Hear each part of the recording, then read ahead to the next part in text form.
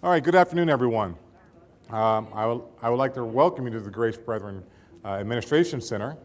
My name is Napoleon Bell. I'm with the City of Columbus Community Relations Commission. And what we're doing tonight and why we've brought you here tonight, and I'm glad that you're here, is to be a part of the ABCs of CPD and CFD in partnership with the Worthington Police Department and the Worthington Fire Department. So we're glad that you're here. Hopefully it's going to be a fun and interactive but also educational experience for all of you and also for all of the police and fire departments that are here this evening. I would like to just tell you how we kind of came about. We've been doing this program through the Community Relations Commission since June of last year.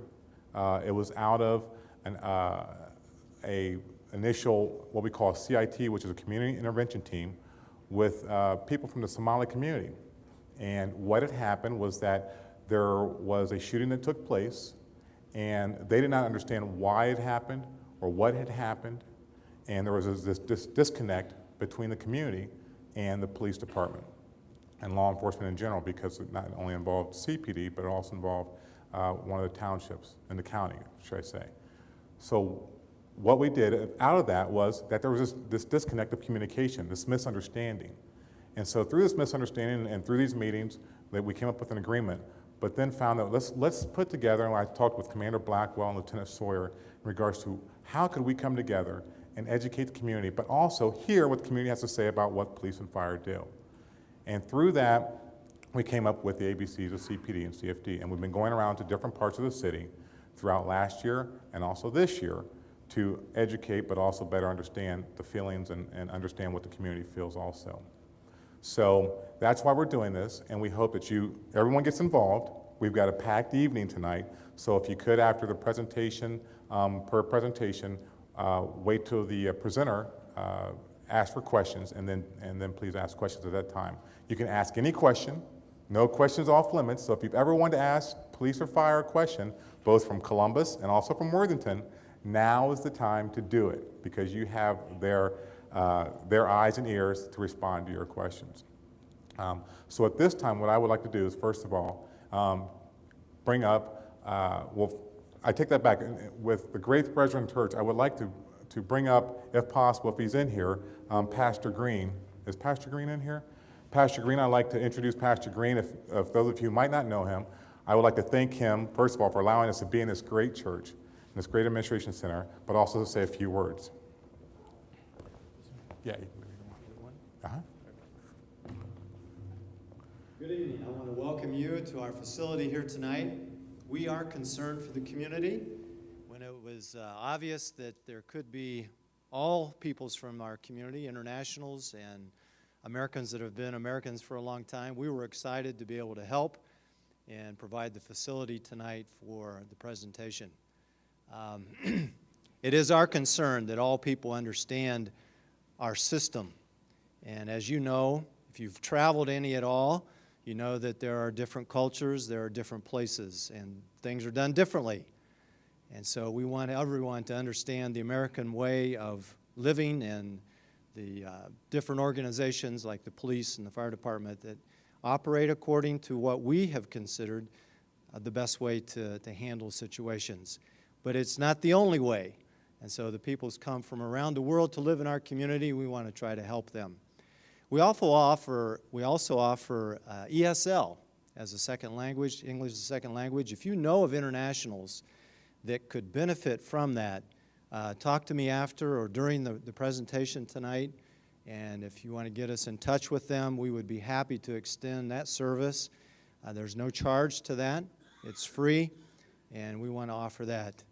If you're looking for a church home, we would love to have you come and visit. We want to be a help to you in any way we can.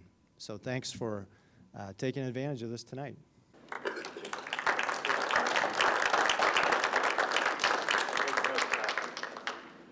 Thank you, Pastor.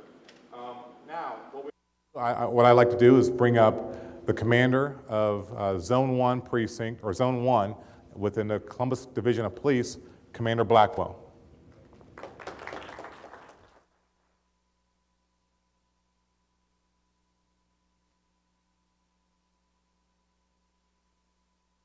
I was at Grace Bretheren Church, And I told him I was sitting in the parking lot, and he told me I was not. And I was. But I was not at the right place, so I apologize.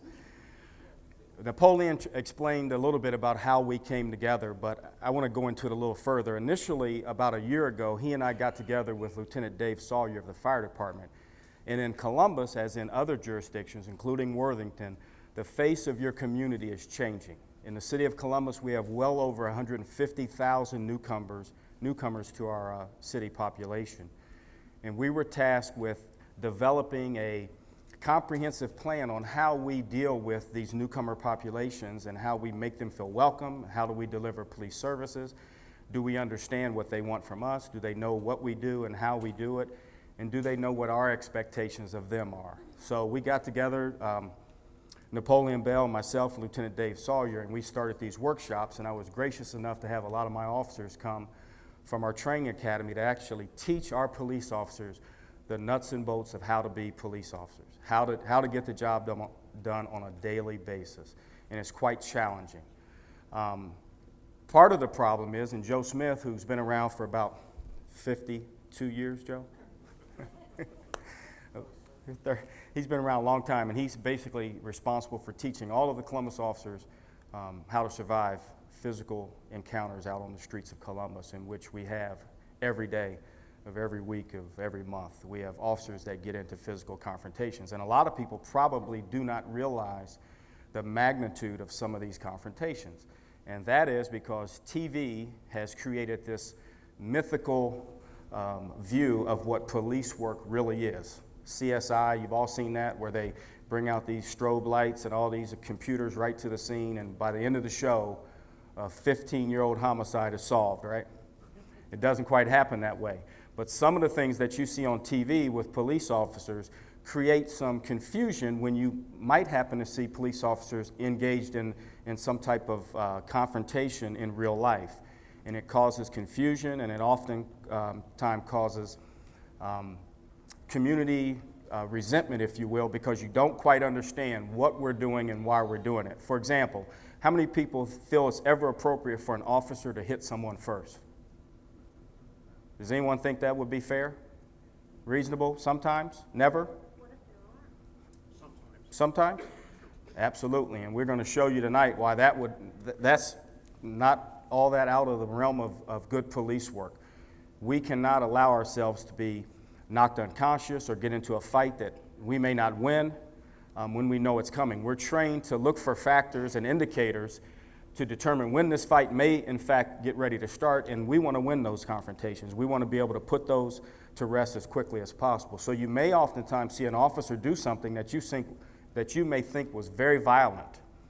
You may think it was uncalled for, but you probably don't know the whole story.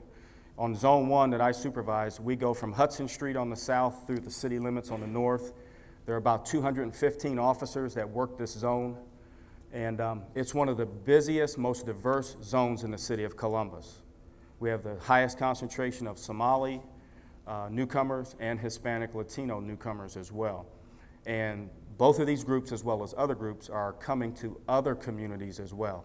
And it's incumbent upon not only the citizenship, but the police departments and the fire department to understand different cultures, to understand what they expect and what they've been through, so that we can deliver the best service that we can. One of the things that we found with Somali individuals is in their country in Africa, when they're pulled over by a police officer, they get out of the car and come back to the officer. And it causes great alarm for us here in the United States, because we expect you to remain seated, maybe put your hands up, turn on the steering wheel, not put your hands up like this, but on the steering wheel, turn your overhead light on, and some of those things that our culture certainly understands that their culture did not do. We didn't know that. We were taught that in one of these sessions. We were also taught that if you say, "come here," to a Somali individual, just like this, that's an insult to them. And oftentimes police officers, you get to the scene of a traffic crash, you're trying to get people together, and you may say, "hey, buddy, come here." Well, that's insulting to them. It's a little thing, but it's not a little thing if it's a big thing to them.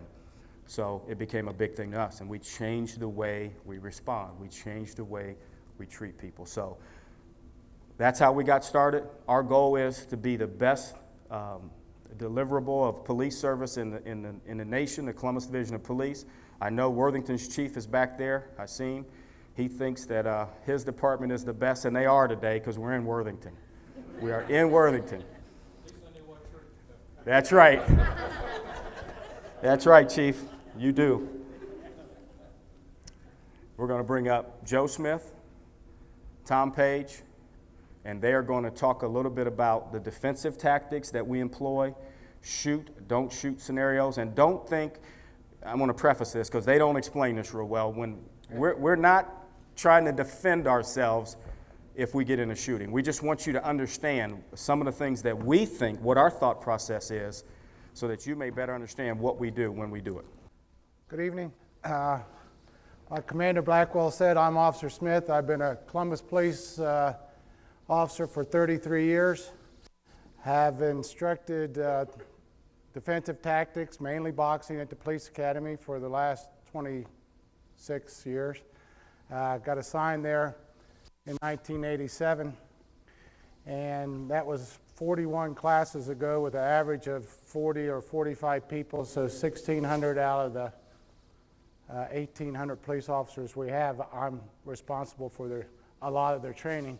And myself and Officer Page now, he came with us about 10 years ago and put through probably 15 or 20 classes of his own.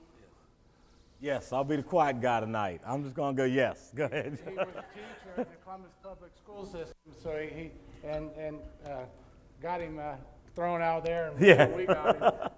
And real quick, the first week the recruits come in, they come in for a 26 or 27 week stay. We do a scenario with every last one of them, just to give them an idea of how your life can change when you take on this job. And I want to do that scenario with 2 or 3 people tonight if I can. We're not going to embarrass you. It's just going to be a real quick thing, and we'll have you come up here. I'll go through the scenario with you separately, and then we'll discuss it. So if I could have 2 or 3 volunteers. Mr. Forsythe, why don't you come on up, sir? Sir, Come on up, ma'am, Mr. Forsythe.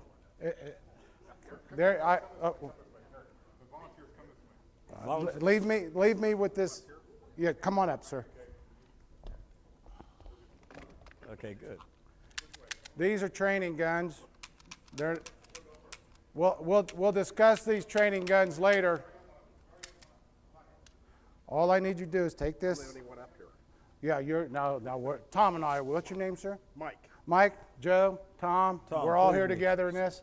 Here's what I want you to do. Just stand up on this part for me. If you haven't, stand right there. See where he's at with that camera? I'll stand here. This is an exit to a bank, okay? I just robbed the bank. It's over there. I'm coming out the door and I'm turning. You're a police officer dispatched to a robbery in progress at that bank. I'm the bad guy coming out. You're the good guy coming in. You do what you think a police officer should do in this situation, okay? The scenario will begin when I drop my hand. You ready, Mike? Ready? Halt, please. Thank you, Mike. Okay. That's all I needed. That's all we need you to do right now. Thank you. If you have a seat, we'll go get another one. We're going to... Next, Mr. Bell, another one, please. We'll discuss this in a minute and get some of your ideas on it and talk to the people who have gone through it. Step right up here, ma'am. Hello, ma'am. I'm Tom. And that's my partner, Joe, over there. He's going to talk to you and explain something to you. What's your name, ma'am? Linda. Linda, I need you to take this. This is a training gun. Squeeze that trigger for me once. Okay, that's good. I just You did? Well, no one's really. Okay. Here's the scenario. You're a police officer dispatched to a robbery in progress at the bank. The bank's right over here by this camera. You stay there. okay.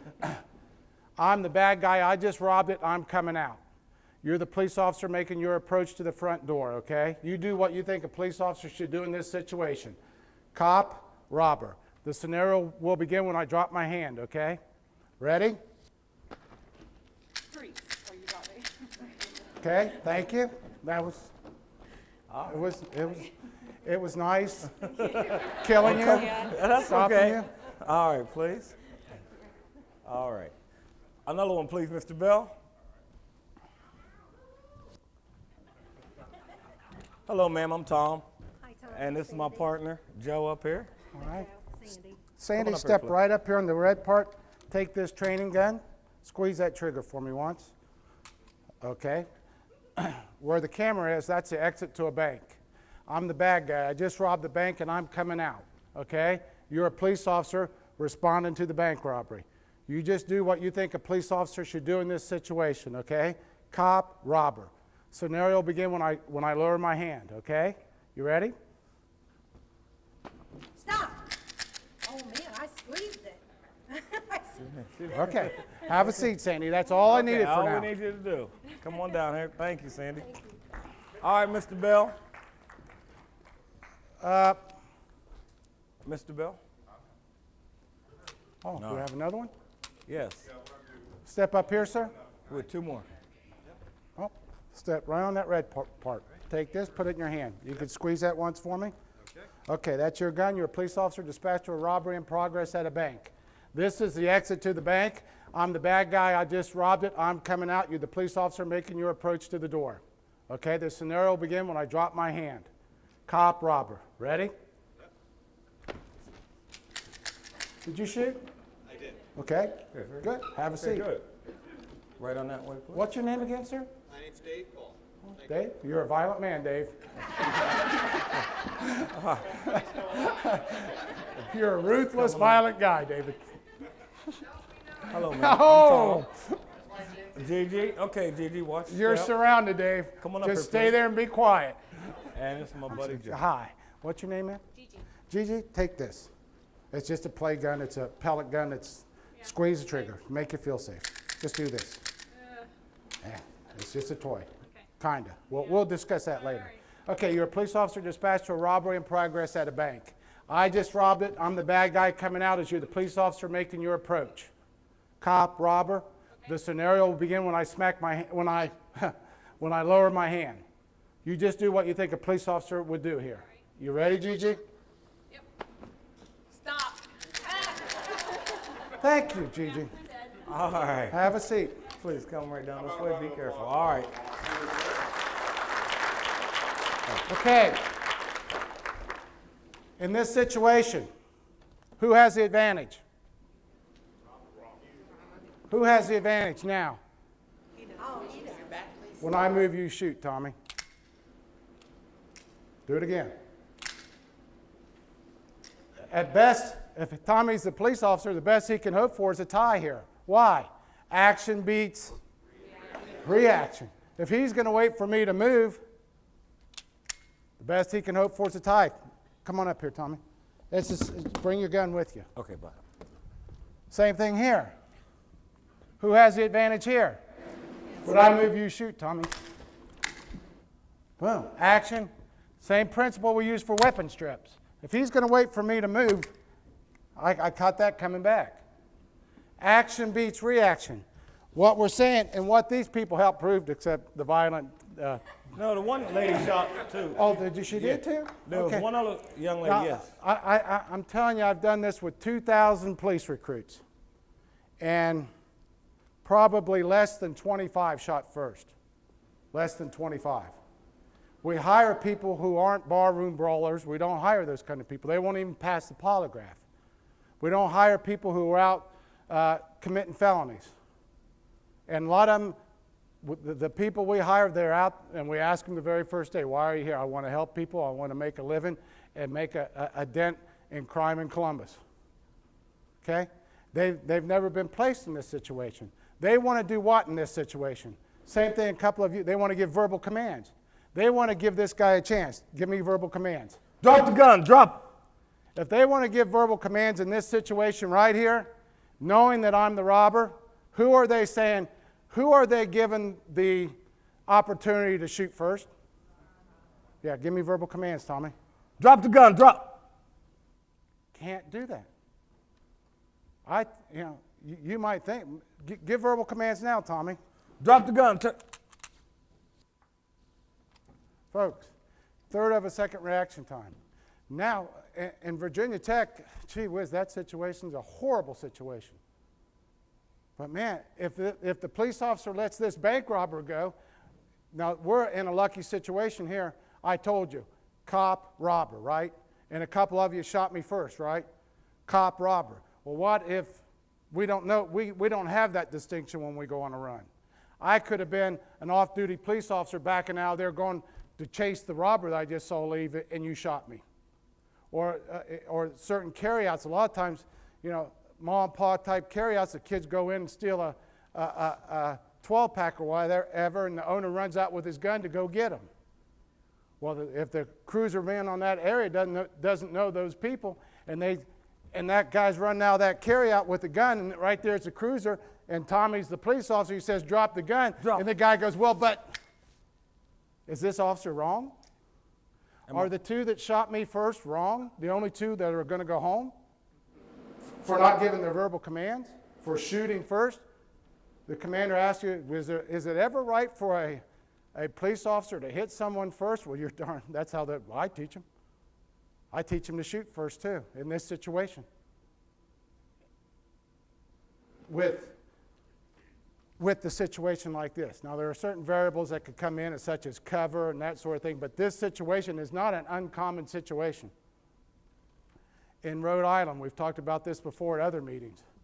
Two uniformed police officers working special duty, and a fight breaks out outside of a nightclub, and it's a big fight, and they're trying to control this fight with 3 or 4 combatants. An off-duty young black police officer just out of the academy, as a matter of fact, went through the academy with one of the 2 officers working the special duty, sees it from a distance, and is running up to go help his 2 buddies. Well, they're in the middle of handling this fight and trying to calm it down. They see him coming about where the sergeant is, and they see the gun in his hand, and they start yelling, drop the gun, drop the gun. Well, he doesn't do it. 3 times they order him to drop the gun, and he doesn't do it. He's thinking, these guys need me even worse. Somebody in this fight's got a gun. These guys shoot and kill this young police officer. Now that wasn't, see, we talk about Graham versus Connor, 1989 court decision, and Tennessee versus Garner. Those are the ones that set the standards on when we can use what level of force against what level of resistance. And deadly force, the officers have to be able to articulate a substantial risk of serious physical harm and or death. Well, that wasn't easy to articulate. It's easy to articulate. They said drop the gun. The guy kept coming. They didn't recognize him. They don't want to be in this situation. That's a reasonable response to resistance. Was it a necessary response to resistance? No. No. This gun right here looks just about exactly like what the commander's carrying now in Officer Jones. This is a pellet gun. We've taken hundreds of these off the street. That's a pellet gun. I've got 2 more in here. They look just like real guns. Don't buy these for your kids. Don't buy these for your kids. The neighbor calls in saying your kid has this gun on him, or has got a gun in the backyard, justifiably so, looks just like a gun, and the officer comes up and says, son, you need to drop the gun. He turns and goes, these officers are trained, when that gun comes, you got to stop that action right now. If this gun is real, and Officer Page is here and he gives me verbal commands, and now I shoot Officer Page and he goes down and he dies, now I have his gun. You or your family might be in that area not knowing at all what's going on. Now you got somebody who just shot and killed a police officer with 2 guns in your area. And Virginia Tech can tell you what happens when those people the potential those people have towards violence if they don't get stopped. They have nothing to lose now. I can't tell my officers not to shoot this guy when he points a gun at you. You can't give him the option of who shoots first. You've got to take it when there's a substantial risk of serious physical harm. Now, what the commander talked about earlier. This is probably hard for you to believe, but Officer Page used to be, and still is, a boxer. Had a lot of 2 or 3 pro fights, a lot of amateur fights. He's broken down, has been now, but we'll still use him. I'm the best they have. This is all we got. We're thinking quick. Now, Mike, if you would, when I nod to you, just go 1,001, 1,002. You'll count that 1,001, 1,002. When you do get to 1,001, Officer Page will throw 6 punches into these pads before you get to 1,002. I need you to be nice and loud though, okay? Because like I said, I'm broken down. Right? Ready? Go. Boom. It's just 6 punches. It's just. Now, one punch, this is probably not a big ultimate fight crowd, but one punch can cause you to what? Get knocked out, but it can definitely distract you where you're closing your eyes and blinking. Okay? And then you don't only have to worry about the reaction time we've been talking about, you have to worry about what? Recovery time. If Tommy hits me even with one of his cheap little punches that couldn't break an egg anymore, I mean, if you've seen boxing or seen fights of any kind, it's not like TV. Walker, I mean, really can't take all those punches and kicks. If Tommy hits me here, I am going to blink. I'm going to possibly fold over, possibly have sympathetic reflexes from the rest of my body saying to shut down. And right now, he can hit me 5 more times, 2 times in a third of a second. Remember, third of a second's reaction time. Action beats reaction.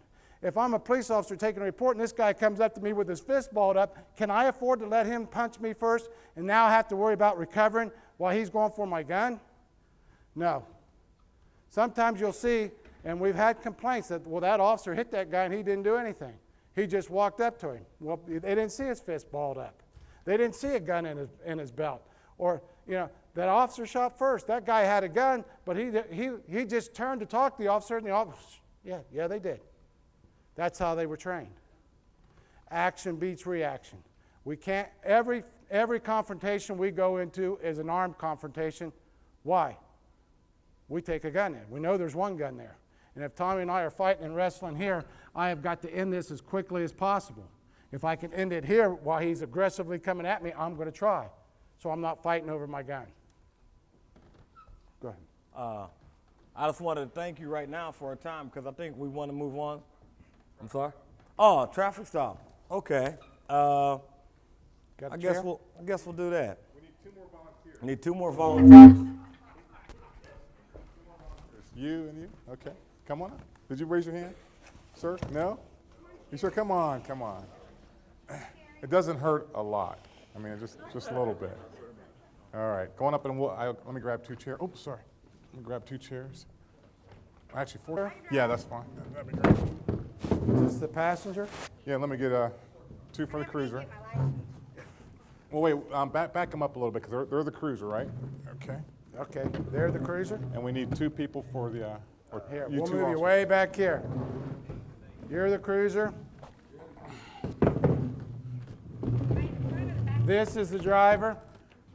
Right, that's the driver. We're going to be the driver. We're going to be the ones pulled over.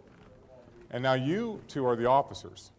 Okay? So as the officers, have you ever been pulled over before? All right. Well, you 2 are the officers, and you're now pulling over these 2 individuals here. So you would do what you would normally think an officer would do when pulling over somebody, and then you might have to react appropriately to what they might do. Okay? Now you won't get hurt. What's the violation, sir? Yes, and so you were.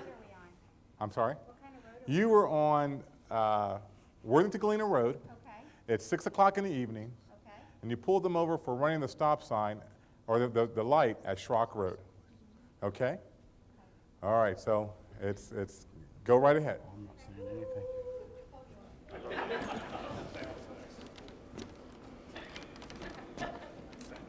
Man, what in the world is going on? Jeez. I don't know. So But every I- day, whatever it was, I same know you stuff. didn't do I'm it. telling you, man. Excuse me, sir, can you put your hands on the steering wheel, please? Put your hands up.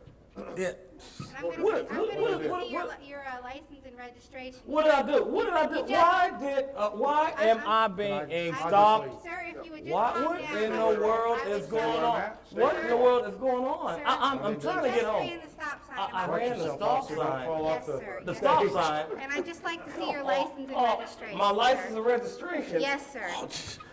I don't know where I don't even have it. Hold on a minute, okay? Okay. All right, hold on. I gotta look at my glove box, okay? All right, wait a minute. Oh, I don't see it in there. Let me go see. Hold on. Sir, remain Wait seated, a minute. please. It might be in the No. truck. It might be in the truck. Whoa! Oh my gosh. Okay. Wait a minute. Have a seat, sir. Okay, I'm back in here. You didn't have to shoot me. You didn't have to shoot me. That lady's gonna kill him. She's gonna kill me. All right. Good job. Good job. Good job. All right, now, wait, I don't want you to leave yet. Now you guys are the ones who get pulled over. Now you're the ones that get pulled over because now we'll have the two officers let you know how they would do it. And also, you guys can show them, you can give them a little grief as they gave you. All right. Okay, one of the things, I'll make this real brief. Traffic stop begins when an officer sees a violation. We teach our officers they need to get ready to radio in with the tag number and their location before they go up for officer safety. Okay, they need to make sure they cite those things, and then we'll go on as we approach, okay? All right, I'm gonna go up, I'm gonna approach the car. One of the things we do, we try to keep our officers behind the trailing edge of the door, all right? Officer Smith, he's my cover officer, he's in that position, okay? I'm the contact officer, I'm contacting the driver, he's my cover. His main job is to keep me safe. As I approach the car, we teach all of our officers to use verbal judo, and this is how it should go.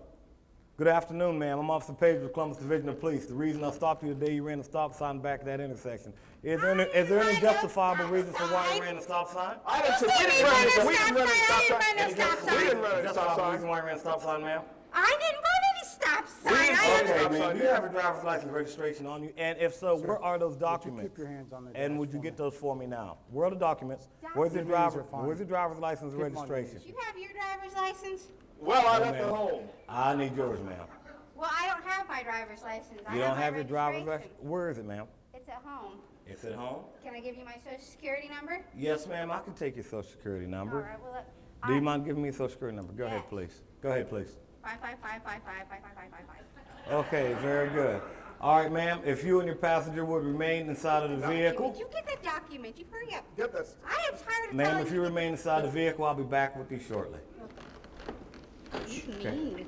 All right, then we go back to our vehicle, and I'm going to run her information. I do not get into a big discussion or an argument with her whether or not they're going to get a citation, whether or not they're going to, get a ticket. None of that. That's all is taken care of back here.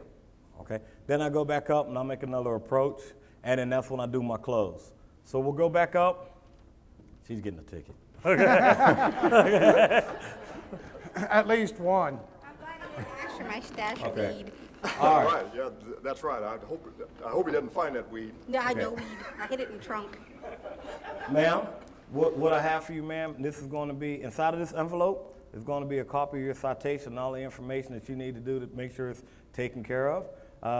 As you get ready to go out, ma'am, I'm going to go back to my vehicle, and please drive safely, okay? And then I'll, of course, have her sign it, and then I'd go back to and then I'd let her leave, okay? Hey, before we finish up here, I had a question, and although you did the same thing, when approaching the vehicle, when you're talking to the individual who's driving, don't you ever wonder, why does a police officer, sit there with his gun or his hand on his gun? I mean, doesn't it seem like he has an itchy trigger finger or something like that? Why is that? Well, Director Bell, we break down our traffic stops when we train, that they're broken down in 3 different categories. You have a low risk, an unknown risk, and a high risk on a traffic stop. And there are things that are called variables. Variables change, and when certain things happen that let's heighten your awareness, then that might be a time where an officer might, because their awareness is heightened, something doesn't feel right. You all know that sixth sense, when the hair stands up on the back of your neck, and it lets you know that something doesn't feel just right. That may cause them to go here, okay? Because something doesn't feel just right. If you notice, when you thought I was going to get out of the car, when I started giving you a little bit of grief, first thing you did, something doesn't feel quite right.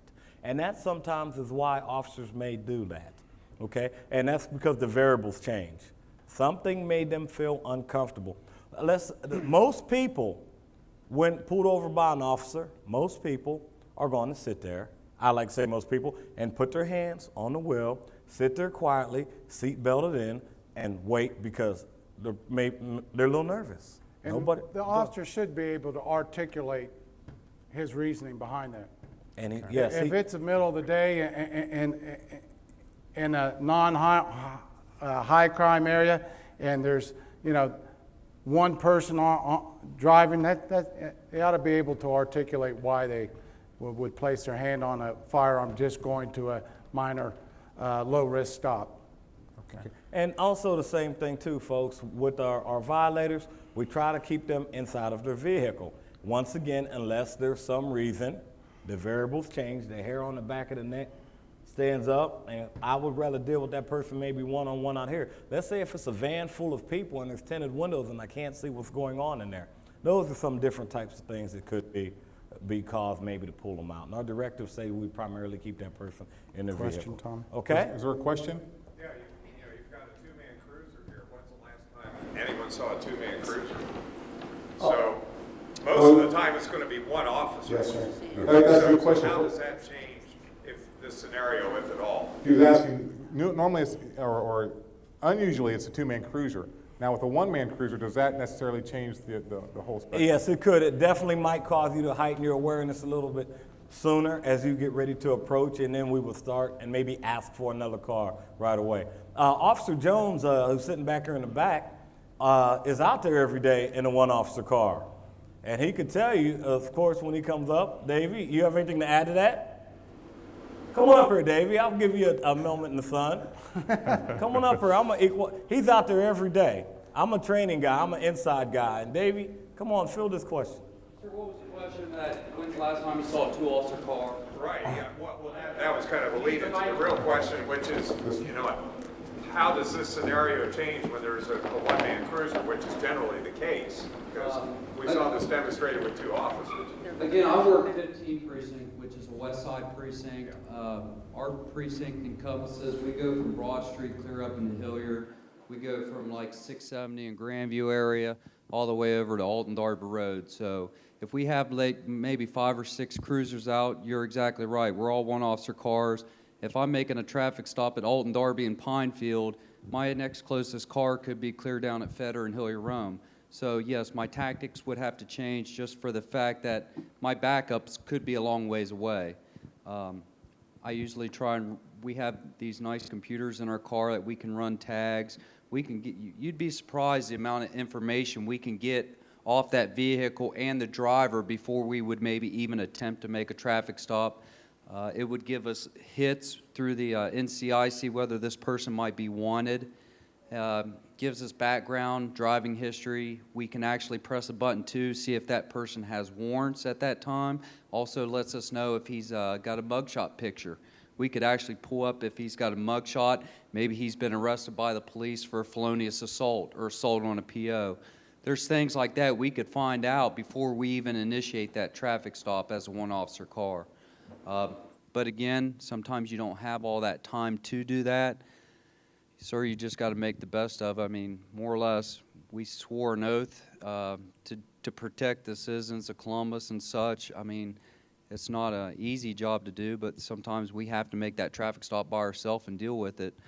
Just know that the training that we've gotten through the academy is going to get us through that incident. We say it's a bad day to be a cop. Yeah. Okay, it could be a bad day to be a cop, but through our training, we get through it. And there are different tactics. To keep it short on time, we could do some right side approaches and different things to take a different look at the car. We don't have the time now, but there are other things we do as far as buying time. Okay? All right. Do you guys do anything different, or do you have anything to add to that also? Okay. Okay. Pretty much similar? Simplistic all the way around. I mean, we all sort of follow something. Great, great. Okay, well, once again, we appreciate our volunteers. Thank you, sir. Thank you. Thank you. You're going to see them more throughout the evening because we have some more scenarios that we're going to do. But now I would like to bring up Officer Groom from SWAT, who's going to talk to us and give us a little demonstration on what they do and also what the police do, the regular patrol officers, in an event of a active shooter, such as if someone is shooting inside of a building and the police arrive, what do they do? Or if somebody's in a school and somebody's shooting, what do you do as a police officer? So he's going to come on up and, I'm sorry, Sergeant Groom. I didn't see this. So Sergeant Groom from SWAT, thank you. All right, you've got a microphone. Good evening, and thank you for being here tonight. My name's Sergeant John Groom. I haven't been with the Division of Police quite as long as Joe has, but I'm coming up on 29 years with the Police Division. Been assigned to patrol the first about half of it, and the last 12 years I've been with the SWAT team. The increase in school violence and workplace violence that's taken place in the last 10 years has presented unique challenges to all of law enforcement. I think everybody's seen on TV, you see the situations that happened at Columbine High School, Virginia Tech mass murders just a few weeks ago, and also the violence that took place at Case Western University right here in Ohio a couple of years ago that the Cleveland PD SWAT team and patrol officers dealt with up there. All these types of situations demand an immediate response from first responders. It's not a situation where we have time to contain and hold the scene, wait on a tactical team to come and respond. First responders, the old style of training used to be contain a situation, hold a scene, and wait on a tactical team to arrive. And in a lot of instances, that's still the right thing to do.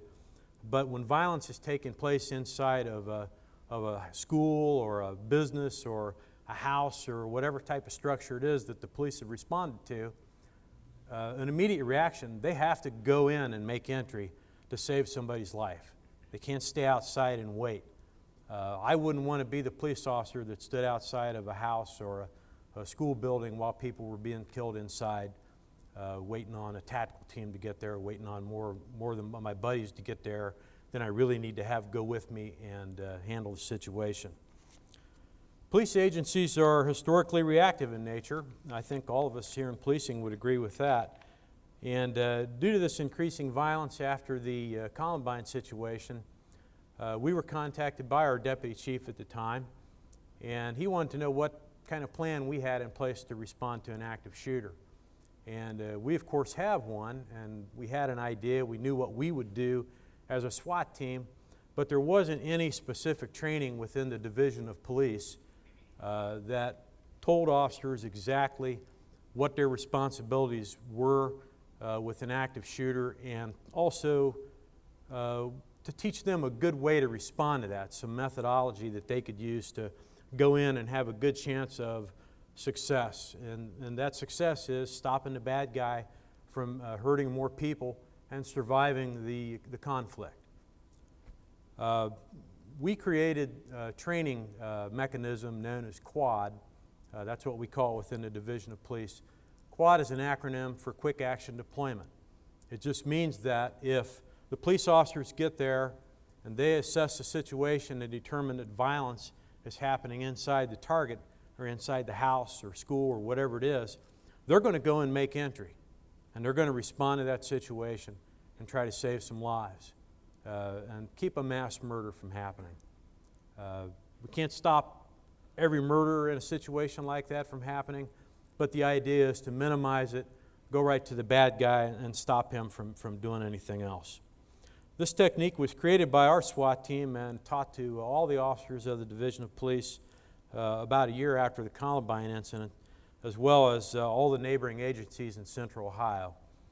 In fact, we're just getting ready to do refresher training for the Columbus Division of Police as a whole. Right now it starts in June and runs through August. We're going to utilize a school in the Linden area and take the officers there, give them a couple hours of classroom, and then give them all 2 or 3 hours of hands-on practical exercises in utilizing this technique. Since its inception, quads also have been taught to all new recruits coming through the Division Training Academy. We've been to Worthington, I believe, and given the presentation up here in Worthington. CPD officers are highly motivated, well-trained, and they're properly equipped to effectively and immediately respond to these active shooter situations that may occur. Citizens of Columbus and neighboring suburbs, as well as adjacent counties, can be confident in our ability to deal with school and workplace violence situations. Another good thing that's come out of this is that school systems have become a lot more proactive in the formulation of emergency plans to deal with school emergencies and threats of violence. Every major district now, including Columbus Public, has a comprehensive plan that's put into effect when there's some type of a threat.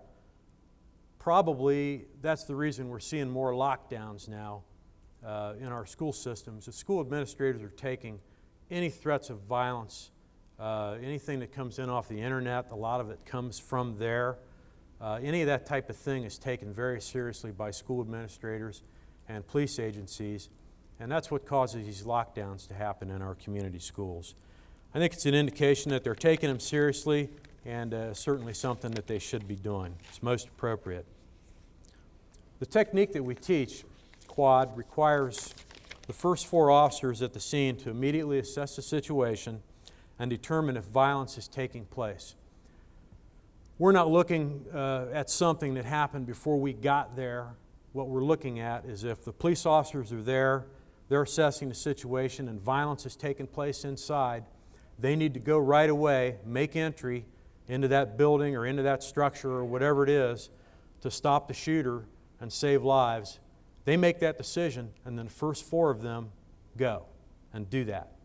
We picked 4 because that number allows them the best chance of success in the mission, which is stopping the bad guy and saving lives. It's accomplished by taking these 4 officers. They're like trained officers, and they have the ability to come together and form a cohesive team that can go into these situations and deal with the bad guy that's in there. Sometimes it's multiple people. Columbine was 2 shooters. A lot of school incidents have taken place where there have been one kid maybe pulled a fire alarm at one school, I can't remember where it was, and they had a sniper in the woods. The other kid sniped people as they came out of the building. He set up in a position. He had a plan in place, as well as his buddy that pulled the fire alarm. They knew right where everybody was going to go when the school was evacuated, standing out in the open, and then this kid started sniping people. I think he killed a couple of teachers and 4 or 5 students. I can't remember exactly where that one was. So I think what we'll do tonight is bring 4 people up, and we'll do a short demo. Joe, you think we could use your demo guns there? We'll just do a little... Go ahead. Yeah, we'll get 4 people from the audience here to come We need up. 4 more. We need 4 volunteers to be police come on up. officers. 3 more. We're down to 3. This is an easy Who one. hasn't done it? Raise their hand. Okay. And you're back. All right. And we need 1 more. This is like grade school when you're trying to get volunteers. Everybody looks away from the teacher. I tell you, 1 more. Any part of it. Ma'am, you're in the blue. Come on. Oh, you're not shy. Come on. Come on up. Once again, Okay. this will be painless. It looks like a long gun. You got your point? That's a point guy right there. Do I get 2? No, there's our 4th shooter right there. There she is. All right, go on up. I'm not going to tell you all the tactics of this because we don't like to advertise the tactics very much, but what we'll show you is how the team's put together. It's put together with a point officer. That's going to be this guy. He has certain responsibilities as part of the team. His responsibility is to go to the shooter. This whole job of this team is to enter a school or building or whatever it is. We're going to go past injured people. We're going to go past people that are evacuating the building, people that are running away from the shooter.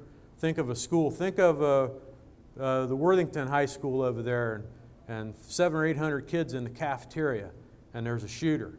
And all of a sudden the police are coming in the door, but I got 600 kids coming in the opposite direction that we're trying to go. So this team has to be physically close, cohesive, and be able to work together. The idea of training Columbus police officers as well as suburban police officers is because we know that the first 4 officers there may not all be Columbus officers. It may be a Worthington officer, it may be a Franklin County Sheriff's deputy, it may be 2 CPD officers. They have to know this so that they can make this quick decision and become a team immediately. So let's walk up here. You're the point guy, so your job is being right out in front. You're in charge of the team. You come up here on his side, you're on his left side, you're not behind him. You want to use him as a body bunker, don't you? Because there's a shooter out there. But that's not going to work. You're over here. Yeah, that's using your head, though. Get your gun up. Guns up, arms locked out. you're going to be right utility, which is this person here. You're coming right up here, you're right close to him, and you're behind. But you got the worst job because you got to protect the team from threats to the rear. Then you better step up here on the edge because we're going to move. Real quick. Now the key to this is you have to be able to move and shoot. And believe me, moving and shooting ain't like on TV. You ever see the SWAT movie? I live that every day, you know. But I never roll and tumble and shoot. It's impossible. People don't do that.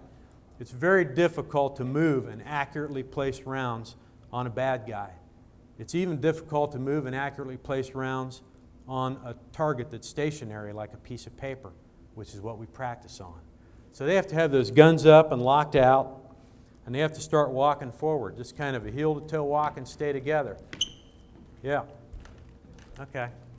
Now your job is always going to be behind here, walking backwards, protecting the team from anything that may come out from the rear. Sir. Yeah, just so everyone gets an understanding of how Quad came to be. Not to knock Columbine and the response there, but explain the mistakes made and how this is different from a normal response. A situation that patrol may respond to may be a static situation. Normally SWAT responds to a barricaded gunman maybe. He may be in the house, may have hostages, but he's not shooting anybody, he's not hurting anybody, may be making threats. In that case, patrol's going to contain that. And who's patrol? And the patrol officers that are assigned to the district. They're cruiser officers. People driving the cruiser are the patrol officers. They're going to be the ones that are going to come out and respond to that situation. They're going to contain it, and they're going to call the tactical team. What we don't want to have happen, and I hate to armchair quarterback other police departments, but if you look at Columbine, just as an example of situations that have occurred that shouldn't have happened that way, it was over 2 hours from the beginning of that situation before the police ever made entry into that building, into that school. There were people in that school that had survivable gunshot wounds, 2 teachers that we know of, that had the police made entry and taken care of the shooters right away, they would have been able to save these people. These people could have been brought out, put on a trauma cart, taken to the emergency room and saved. The police stood outside of that school for a couple of hours before they did make entry. By the time they made entry, the 2 kids that started the whole thing had committed suicide inside the school. The teams made entry from 2 different locations. They didn't have a plan. They didn't have a unified command system. There were 2 or 3 different people trying to be in charge. The tactical teams that made entry actually made entry from 2 different locations, ended up engaging each other with gunfire, thinking that they were engaging the bad guys. So there was just a bad situation all around. And like I said, policing is reactive historically. We try to look at something that's happened like that, and we try to take it and analyze it and take lessons from it and learn lessons from it. And then change our protocol and change our training to make sure that something like that won't happen here in Columbus and in Central Ohio. And we've put a lot of effort, my team has put a huge amount of effort into going out and reaching out to other agencies and offering this training. I just did Bexley 2 or 3 weeks ago, and we did a scenario out in West Jefferson with the Union County SO and West Jefferson PD here about 2 weeks ago. It was a big scenario, but it involved first responders and quad response and all that stuff, just to try to get this out there. So that everyone knows, if a situation like this were to happen on the border between Worthington and our jurisdiction, SWAT may not even, they may be training, they may be on another call across town. So if the chief and he's out driving and I'm driving and two other guys in a cruiser, when we get there first, that's what you see there. You see 4 normal police officers that drive a police car that get together and say, we're going in right now to take care of this bad guy. And before, those officers would get there and take cover and call for SWAT and call for a commander and call for all these other people. In the meantime, bad things are happening inside of this school. So what Sergeant is trying to emphasize with this team here is that these are the first 4 police officers from any jurisdiction around that get there and they go in and they try to save people's lives. Sarge, could you show that once again? Could you have them maybe come from over here? Yeah. And show how they'd enter Yeah. into the room to the bad guy? You said the 4 people that's been going on forever, that sort of develops since stuff like online or it's been more. The training for the whole division of police has really developed since Columbine, yeah. Is that based on military? It's a military movement. It's based on a team, cohesive team, and aggression. And like Joe's talking about with a shooter, we're going to an active shooter. Our job is to go and engage that person. And people make the decision to either surrender or be shot. I mean, that's a decision of the person. When we end up shooting somebody, it's not the police officer's decision that day. I don't get up and tell my wife, gee, I hope I get to shoot somebody today. I hope I never have to. But the person that we engage, the person that we contact, makes the decision about deadly force for us. I mean, they do something and we react, and that's the way it happens. I have another question Yeah. too. Has the proliferation of more tactical weapons changed your mode of operation? Obviously, a lot of people were getting AK-47s and that type of weapon instead of a handgun. Yeah, in fact, Patrol has rifles. Patrol rifle program is underway to get some type of a decent long rifle out on the street so that they can address these threats. A handgun is not a good way to address somebody. A handgun really is a defensive weapon. It's not a weapon that you take to assault somebody or to be aggressive. It's a defense weapon. So what we've done is started a program of getting AR-15 type rifles out on the street with patrol officers. And if you go and look in some of these schools, you could have a shooter 200, 250 yards away from you down the hallway that you may have to engage. And believe me, with a handgun, 250 yards, you might as well be throwing oranges down the hallway. It's not going to happen. It's very difficult. It's even very difficult, unless you're pretty skilled with a rifle to hit somebody at that range. You go ahead and just pick a different position. Somebody be point, you be point this time. I'll be the shooter. You be rear guard. You be left utility, you be right utility. You're just going up here and you're not really going to shuffle. You want to try to disconnect your feet from your body. So you're walking from the hips down, okay? Because if you just walk normally, your gun goes up and down like that when you walk.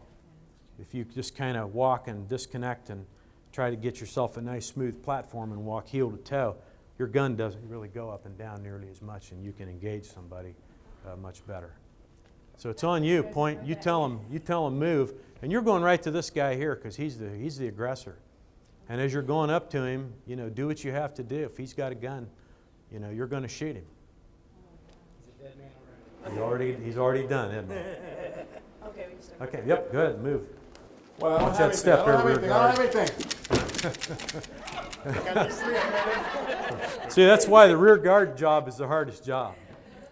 And it does take a substantial amount of training to take police officers and have them be able to do this. I mean, we try to do a couple hours every couple of years actually with them to do this, but the initial training is an 8-hour day when we train people.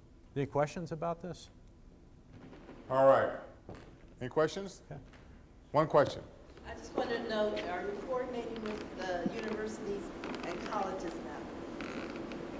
Ohio State University pretty much takes care of their own business up there, and that's the kind of place that they are. We have, I just recently did training for Capital University Police, and I did Columbus State probably 3 months ago. So we have been working a lot with them, but that was actually before the last incident. Both of those took place before the last incident. So, they're receptive to it and they're aware of it, but Ohio State has a pretty sizable police department up there, and they kind of take care of, they're like a little city within the city up there, so they take care of their own business pretty much.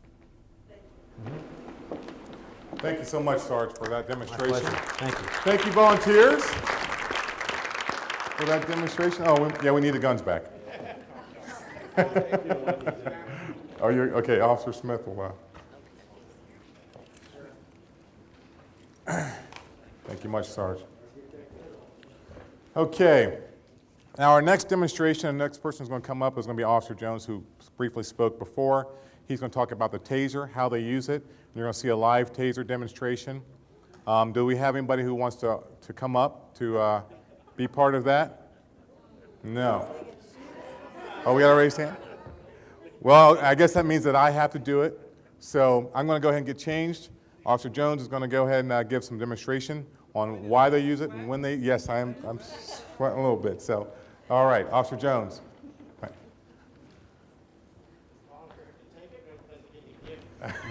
Get to take it. Good evening, everyone. Again, I'm Officer David Jones. I'm with Columbus Division Police. I've been with the division for almost 14 years. I've been in patrol my whole career. I spent 10 years down in what's used to be called the Bottoms. Now they want to call it historic Franklinton. The last 3+ years, I've been working 15 precinct, which is kind of the district far west that kind of both out there. We share it with Hilliard. I work closely with Joe, Tommy. I'm a defensive tactics instructor. I also do a lot of training with the recruits. I help Officer Page teach the traffic stops course. I'm also the lead instructor for the recruits with their OVI class, teaching them how to do proper OVI rest, the field sobriety test, and all that stuff, which we just had that class last week. So I try and get involved with training as much as I can. Today, this was thrown on me at the last minute because the instructor that was going to come out and talk to you about the taser had to go out of town. So Officer Smith called me about 1, 2 o'clock this afternoon. So I'm just going to talk to you a little bit about the taser. This is the X26 taser. We got these a couple years ago through, I believe, drug seizure money. It was passed through City Council. This is not only an intermediate weapon, but it's called a less lethal weapon.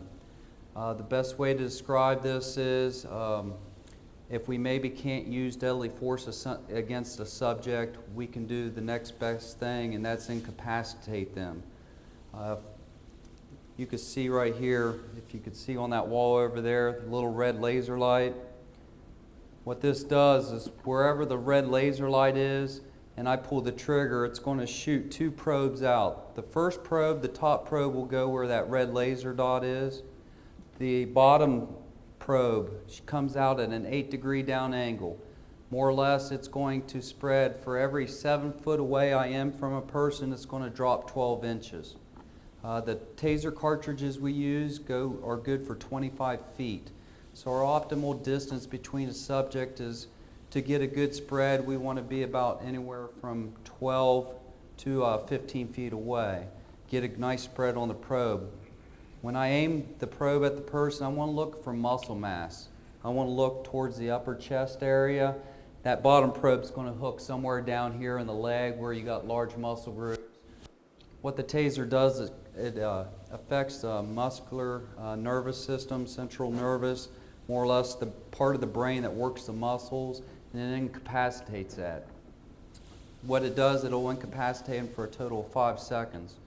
Within that 5 seconds, that gives us time to go up, take control of a person, get them handcuffed and under control before the 5 seconds is up. I believe to date, having the taser, we've probably saved, I believe that the number, I don't have the stat sheet with me, but I know it's probably close to 25, if not more, lives have probably been saved because of taser not having to use deadly force. The first incident I was on where a taser was deployed was we chased a burglary suspect into a vacant apartment. When we made entry into that vacant apartment, he was standing in the living room area of the vacant apartment, and he had a knife to his throat. We were in an enclosed area. Mace probably wouldn't have done a good job because not only are we going to contaminate that subject, but we're going to contaminate ourselves as well. And now we're going to have trouble seeing and breathing along with the subject, but yet he's still going to have a knife. Do I take and shoot this guy in the leg? We don't train to shoot people in the leg. We always train to shoot center mass. Lucky enough, we had a taser available. Sergeant pulls a taser out, yells taser, taser, taser, just as the guy started to put slices on his throat. the probes hit the guy in the chest and the leg. The knife went flying out of his hand. He just froze up like this, fell straight over. Before the 5 seconds was up, we had this individual handcuffed with no major damage done to him. So in that case, we saved that person's life. So these tasers are a great, less lethal weapon.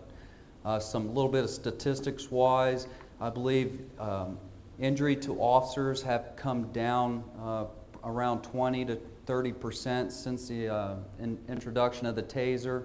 Also, suspect injuries have come way down. Use of mace has come down somewhat. We have what's called a use of force continuum. The taser is a level 3 on our use of force continuum. Level 1 is just using like arm bar or wrist locks on someone. Level 2 is mace. The taser is just right above mace and right below striking someone. So you could tell on our use of force continuum, it's a low level use of force. Even though when you tell people that these things put out 50,000 volts, it's not the volts that hurt or kill you, it's the amps and the joules. I believe Officer Smith, AED machine has 150 joules, I believe. These things only have like a 0.04 joule, very, very low amp. So the amps are what kill you. The amps on these things are very low. It's the muscular disruption units that these things provide is what's going to take and incapacitate a person. I really don't know what else to say about these, except they're a great tool. There's one issued to every cruiser in the city of Columbus. When I come in on first shift, I put my taser on. When I'm done at the end of the shift, I hand my taser off to the second shift officer and so forth. So there's tasers on every cruiser out there on every shift. The one thing we do teach and train is that these are not a substitute for deadly force. If I'm in a situation where deadly force might have to be used, if we have the taser out, my partner or backup officers that have responded would take and have deadly force right next to me in case it's deployed. To save money, these things aren't cheap, the cartridges aren't cheap, but we have what's out the training academy, the video training system that we actually have a bunch of taser scenarios built into. We can do a lot of training without having to waste cartridges, using more or less a $60,000 video game is what we play out there sometimes. But we have real life scenarios that we have shot and created ourselves so that officers can learn and train with these tasers along with having deadly force backup. Database and the things that spread out. Oh, the database in these? Database plus when you shoot it, the things are going. Oh, yeah, very good point. Thank you, sir. When a taser is deployed, the cartridge here, this little blast shield flies off, the probes come out, again, 25 feet. Inside this cartridge are little, looks like little graffiti that has serial numbers on them. Those serial numbers come out. Those serial numbers match the cartridge. Those serial numbers and everything's recorded through Taser International, where they can go back and punch in that little number off the APHA tag and let us know where that cartridge was issued to and who had it. The batteries for these things, they work off like a NiCad battery, but very long lasting. It also has a built-in memory system. More or less it's for protection of every time that the trigger's pulled on this and the taser's deployed. It has a little like a memory where an officer just can't be going out there tasing people for punishment and get away with it because this thing records it. Every time, we always start off every morning, we just turn it on, squeeze it real quick, turn it off, just to make sure that it's working properly. But if I were to deploy it on a subject, it's going to take and record everything. It's going to record how long of a duration that subject received, what time, what day, and all that good stuff. So, and all that can be downloaded not only from our Internal Affairs Bureau, but from our Defensive Tactics Unit Sergeant. That way we cover our bases with everything we do with this division. Articulate, articulate, articulate. Napoleon's volunteered to take a 5-second ride with the taser tonight. So is this your first time? This is my first time. All right, we'll be gentle. Most of the you people have been tased 2 or 3 times. Several. I won't do that ever again. We've been hit several times. No, being part of the defensive tactic unit, it's not all it's cracked up to be. Any kind of new mace that we might be testing out, it gets tested on all of us DT instructors. I don't know how many times I've been maced. I've been maced with the pepper stuff, the foam, everything. Taser, when we first got these and became taser instructors, yeah, I took a 5-second ride with the taser.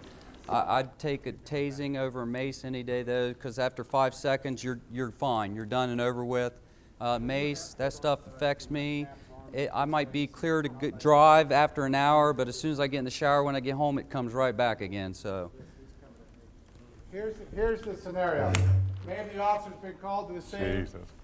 And this former Capital football player is trying to attack an Otterbein football player because he knew this was the only way they ever had a chance throughout their whole career. No, honestly, a man that size, most officers are going to be, the variables are going to be outweighed, out-muscled, out-strength. The taser is a great equalizer.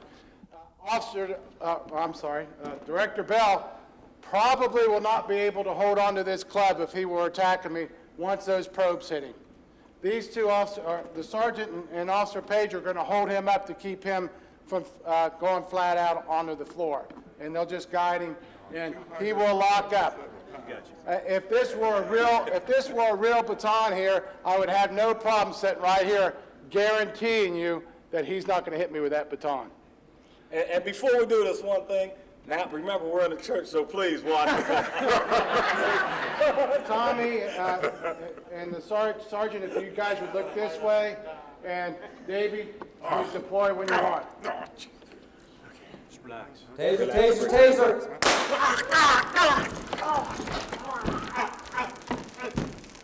I was pretty sure he wasn't going to hit me with that baton. You all right, buddy? Now, you can see the probes are sticking in his back.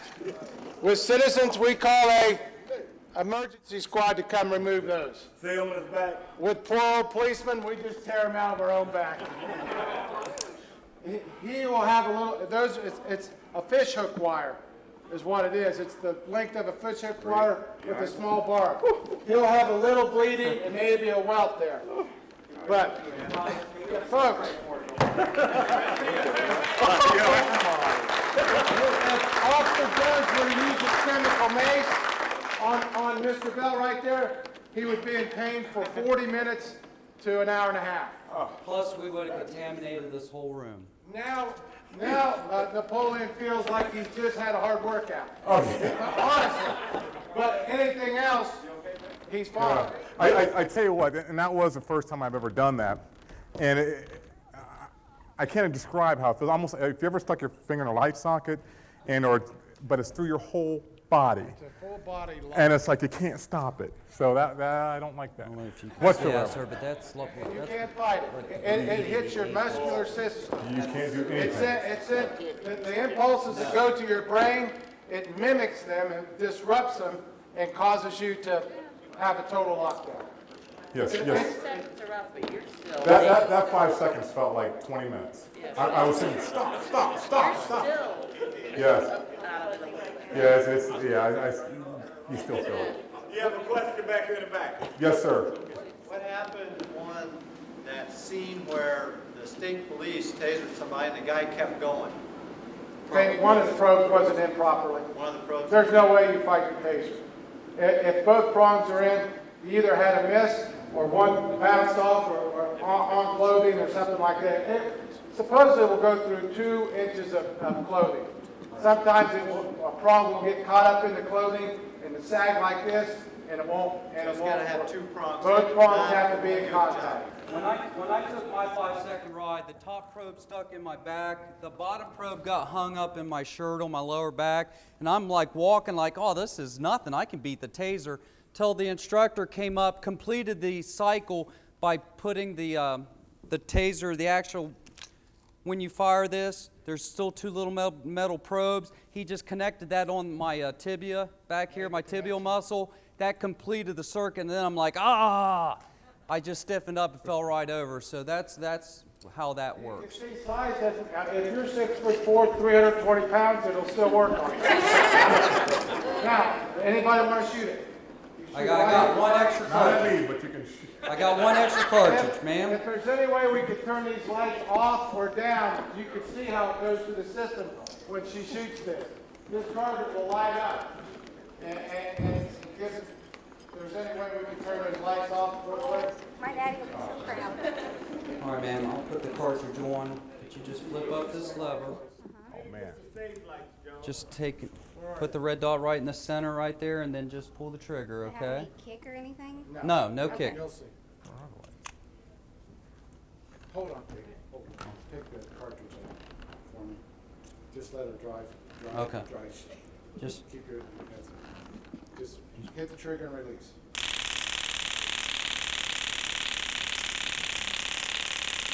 That's good. That's 5 seconds. Now we're going to put the cartridge in, and we're going to do the same thing. Now, get the red dot. Well, you hold just on. flip that lever up. Okay, see the red dot? Yep. Put it about a little bit above that circle. Squeeze the trigger. Hold it Like steady. right there? Yep. There you go. See how it's lighting up? That's basically, Officer Bell could tell you, that's exactly what it feels like going through your body. Very good. Anybody else? We got one more cartridge, I Got think. one more. Ma'am? Yeah.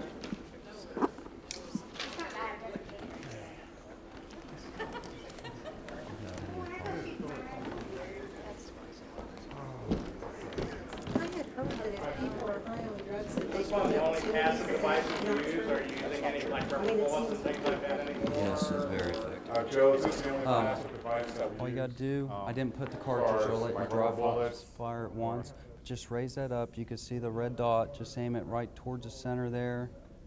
Pull the trigger, okay? Okay. You just raise this little lever up there with your thumb. There you go, there's your red dot.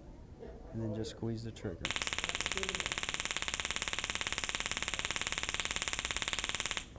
Okay, put your lever down.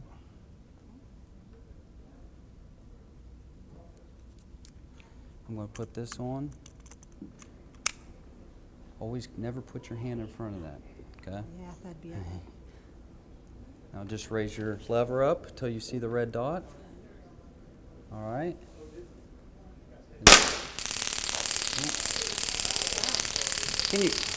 Can everybody hear how loud that was? That's what happens. Thank you.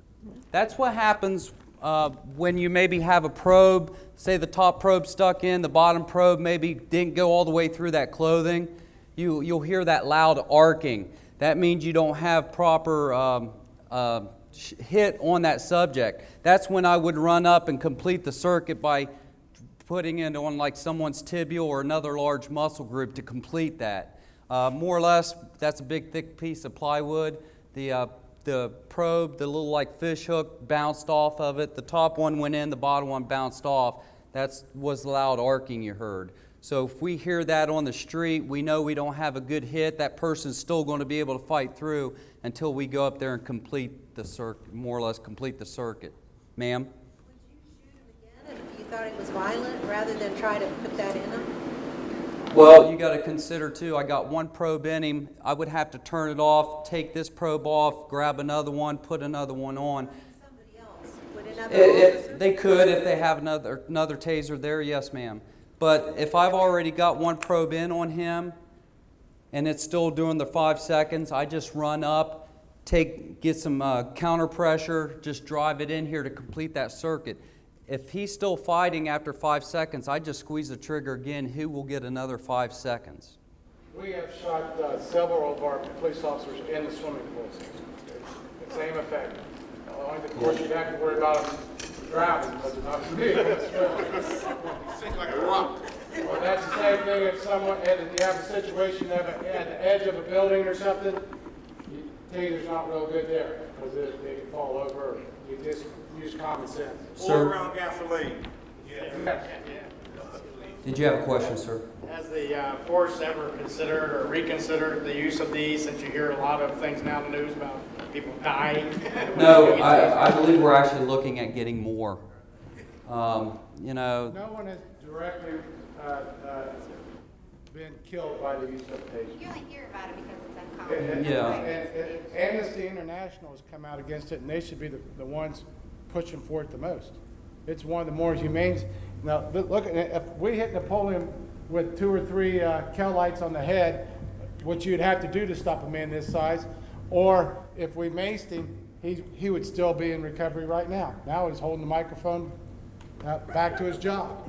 Honestly, it is one of the more humane weapons we've ever had. For as many times Taser International's been sued, they have never had to pay out any money. They have never lost a lawsuit saying that Taser is the one that caused the death of that person. It's always that the person was high on drugs or very alcoholic or emotionally disturbed person, EDP, something of that sort. Correct. Yes. Any other questions? Ma'am? Is there like a minimum age you can use the taser on? I mean, can you use it on a 14-year-old crazy high school student? We can use it on a 14-year-old. Taser teaches that you don't want to use it on, Joe, correct me if I'm wrong, but we don't want to use it on anybody under the age of 8. And also the elderly too, you want to try to be mindful of, because if they fall. 8 and 80, but 8 and 80. And pregnant. because of the falls and what can happen when they're tased, not because of the electricity that the taser contains, because it doesn't have enough in it to actually hurt someone. Same thing with the pacemakers. Won't affect the pacemaker. Correct. Not nearly like, I mean, they use the defibrillators on people with pacemakers, and they've got a lot more, 100 times the joules that this has. And we don't use it on pregnant females either. Sir? I've heard that civilians are able to get a hold of these. Is that correct? That is true, yes. The Taser actually makes it's a X26C. It's a citizen model. I believe they run anywhere from $1,000 to $1,200. They are not law enforcement caliber type tasers, though. They have their pulses per minute are a lot less than what we would use on a subject. More or less, their tasers are created where if they were to shoot a bad guy with a taser, they're going to get a 30-second ride. It's going to take and give them, like Officer or Director Bell went through a 5-second ride. They're going to get 9 seconds, then it's going to stop for 1 second to allow that person to go, and then it's going to kick back in for another 9 seconds. What that does is allows that citizen to just lay the taser down and then go run for help. And Taser's program is, if that person were to pick up the taser and run, which I doubt if he will, probably like a dog put his tail between his legs and gone, Taser will replace their whole taser for that citizen at no cost. Is how that program works. So. They still use the tasers where you have to always touch them. What was that, sir? They still have the tasers where you have to touch them rather than shooting. Well, this Taser 2, this actually does both. If you look real closely, you can see the spark going between the probes. If I were to extend, well, here's the probe that she shot with. Again, you can't really see, but there's 2 little metal probes on the outside there. If I were to take and deploy my taser and I have to go up and drive stun, I can still just press in on someone. This still acts as a touch drive stun mechanism as well. So it'll not only shoot a probe, but I can use it as drive stun. If someone's like trying to grab Officer Smith by the throat or something, I can come up, or someone won't let go of a steering wheel. Ma'am, if you were to like be my bad guy, I could just go up and deploy the taser in a drive stun mode. It's going to get the same effect. Any other great questions? Good questions. You got one all the way in the back, Dave. Yes, sir. I'm sorry. I was watching the news. We saw this guy get beat up in Detroit, and nobody responded. There was people standing there. What does the police department want civilians to do in a situation like that when somebody is being harmed and we're standing there? Typically, we want the citizens to be a good witness. There's some programs out there that we talk about, but we want you to be a good witness. We want you to try and get great description, height, weight, sex, age, race, clothing description, maybe any vehicle or accomplices. But if you can get on your phone and get us that much, I just know as a patrol officer being dispatched to runs, it seems like over 90% of our runs people want us to go on. When you look for caller information, try and get some updated information, it says caller refused. Folks, you're our best help out on the street. You know the problems in your neighborhood. You know the individuals that should be and shouldn't be in your neighborhood. There's a lot of things. I mean, especially with me dealing with OVI arrests and stuff, we get a lot of calls, people calling in drunk drivers on the freeway out there around 270 and 70. Unless we actually see them driving and making violations, if you don't leave your information, there's not a lot we can do. If you leave your information for us and we see that car and we have you that would stop and be able to be a great witness and write out a statement for us, that's going to help us tremendously. So, Director, quote me if I'm wrong, but we want you to be a good witness. Definitely be a good witness and definitely get on the phone. Like the situation that you talked about, nobody did anything. I mean, they might have watched and might be a good witness, but they didn't call in. Best thing you can do is get on the phone. I don't think the police want you to get involved in it, because then you're taking yourself into the line of fire, so to say. So you want to make sure that you yourself, pull away, get on the phone, call the police, tell them that, call 911 because this is an emergency and that you want somebody to respond now. Call 911, get the police there now, give the best description like Officer Jones talked about, identifying marks, tattoos, whatever you can do, car description, to get that information out so that the officers who are coming to the scene, if by chance he drives by them, and they can see him and get him stopped. But that's being a good witness. That's the most you could have done without getting yourself involved and possibly hurt.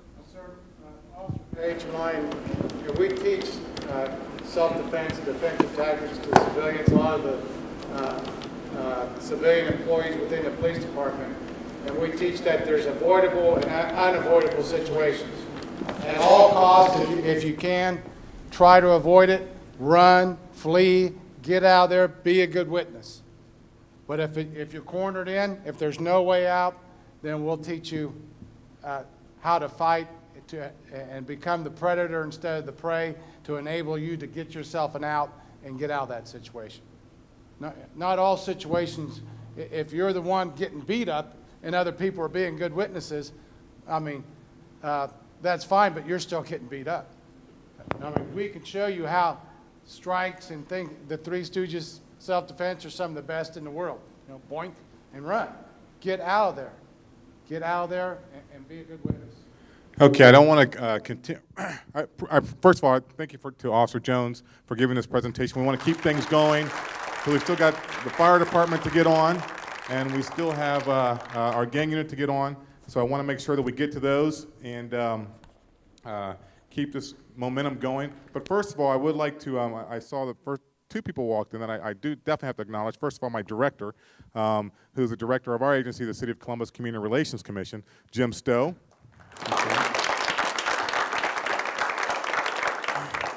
And I also noticed that our city council person for the city of Columbus, Andrew Ginther, has walked in. And would you like to say a couple words, Councilman Ginther?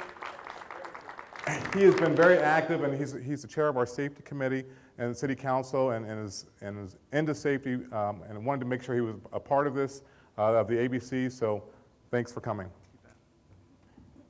Good evening, everybody. Just wanted to say thank you to the Northland Community Council, Worthington Police Department, City of Worthington, Columbus Police Department, and obviously a great job, Community Relations Commission. I think, Officer Jones said it best, and that is our best resource in fighting crime and improving safety in our neighborhoods are our citizens, our engaged block watches and community groups that are looking out for each other, that are looking out for our neighbors and making sure that we are letting folks know that we are in charge and running our neighborhoods. And once we have those things in place, the block watches, we have the communication and the resources going back and forth between safety and our neighborhood groups, things are going to continue to improve. So I just want to thank you all for being here tonight. This is a great turnout for a significant commitment of time, and appreciate you taking the time to learn more about what our safety forces do and what they face every day, and how we can better work with them to improve the safety in our neighborhood. So thanks for allowing me to be here and join you. Thank you, Councilman. All right, now we want to talk a little bit about gangs. Do you have gangs in your neighborhood? Anybody have gangs in your neighborhood? You think you do? You think you don't? Raise your hand if you think you have a gang in your neighborhood or in the area. And raise your hand if you don't have any gangs in your area. All right, well, you might be surprised. You never know. Who might be a gang member, who might not be. You never know, they could live right next to you. We have a member of our gang unit, or of the Columbus Division of Police gang unit, very knowledgeable about all the gangs in the city of Columbus, and also, I would say, within America, has gone through a lot of training and spoken at many places throughout the U.S. So without further ado, Detective Alexander. Have a mic. Okay, my name is Thad Alexander, Columbus police officer. I've been a police officer since 1977 in the city of Columbus, Franklin County, and the state of Ohio. One thing I've been involved with, of my experience over the last few years, when I came into the police department, just understanding what the city of Columbus. I know a lot of you residents are in Worthington, but in my job, in my experience, when I came on in 1977, and we had 99 square miles to patrol in the city of Columbus. 99 square miles. Now we have 191 square miles approximately to patrol. When I came on, we had a radio room that I could fit on this stage, or less on this stage. Now the radio room, I can't even imagine all the technology that has been involved with this. And because of the limited time, I won't go into the whole scenario about gangs, but gangs go every place you go. Gang members, I should say, go every place you go. And I got a few of the trappings here that you should be aware of. Gangs go to malls, they go to movie theaters, they go to amusement centers. I did training at Wyandotte Lake, I did training at Cedar Point, I did training at Kings Island for gangs and gang situations that's happened. The commander has stated earlier in his presentation, which he talked about, the way the culture in this city, in this county, and this state has changed over the last 30 years since I've been on the police department. One thing I always throw out to audience when I talk to them, to make them understand, the police officers and police department do not single out any one culture, race, or ethnicity to point our fingers at. What we go after is criminals. If they're black, white, Asian, Hispanic, or sky blue, green, if they're a criminal involved in criminal activity, that's what we go after. I think the commander made that quite clear. And that's what I've been involved with. Our unit, and I only got a little while to talk about this, I usually do 2 hours, I do 8 hours of training just on gang and gang activity and in the city of Columbus, Franklin County, and the state of Ohio. Our unit is a 10 officer unit. Our job is to track, identify, and arrest gang members. And we assist patrol, we assist almost all our bureaus to get them updated on what goes on in your neighborhood and in your city and in your state and in the nation. I read an article today from U.S. Attorney General how street gangs have increased over the last few years in the United States. I have worked with, with most major cities. I visit them at one time or another and work with their gang unit. In my experiences, I have worked every gang that has come through the city of Columbus, Franklin County, state of Ohio. I worked Jamaican drug gangs. I've worked Marilito Cubans. I've worked Short North Posse. Everybody remember the Short North? How about GI boys? You know, just because you live in an area that may not have high crime, but everyone in here should understand that gangs go everywhere you are, that you may see them in a lot of different situations. Schools, one of my main projects and situations I deal with now is at the school level, in the middle schools. We're looking at problems at the middle schools, and I'm going to show you some trappings here so you just be a little aware of what you may see. What I'm going to show you here tonight, that doesn't mean everyone you see that wears these certain type of colors. Anybody ever seen the movie Colors? Some of you have seen it, some of you have not. I'm not saying you should just run out and buy this movie, get it on DVD, but it is a good educational tool. Everybody in my unit has seen the movie Colors, so they understand what the psychology and the psychology of gang members are, because people who get involved with gangs, and in this city, we have every gang in some numbers that you would find in LA, Chicago, New York, Miami, Houston, Texas. I've been down to Houston, looked at their gang situations. Now, Columbus, on retrospect, does not have the big overall gang problems that are LA, Chicago, New York, but we do have gangs. This was one thing years ago, people did not want to really admit to this. They had kind of like blinders on, not in, as they start, we can do away with the Cowtown image in Columbus, Ohio. Franklin County, it's not Cowtown anymore. Inside 270, the latest census is over 700,000 people live inside 270. And outside, another 1.5 million. Columbus touches every county, our counties touches every Franklin, and the city has property in a lot of these different municipalities and jurisdictions. So you as citizens have to be aware of where you go and what you see. Because in this world, now you've had different officers up here talk about the school shootings, traffic scenarios. Our officers have to be aware of gang situations. We go to Red, White, and Boom. You go to the festivals. A lot of these places, gang members go. And just start off with, just to get you a little interesting facts. Have anybody ever seen these type of colors before? Where have you seen them? You know where I see them at? I see them at Myers, Walmart, Kmart. They're hanging on the shelves. These are just colors. It's how they're used and what they identify with that strikes fear and intimidation into people in neighborhoods. It's not under the section. I'm going to name the section code that we use in our unit to deal with violent, both youthful offenders and adult offenders. But these colors you can buy any place in any store, and it's not against the law.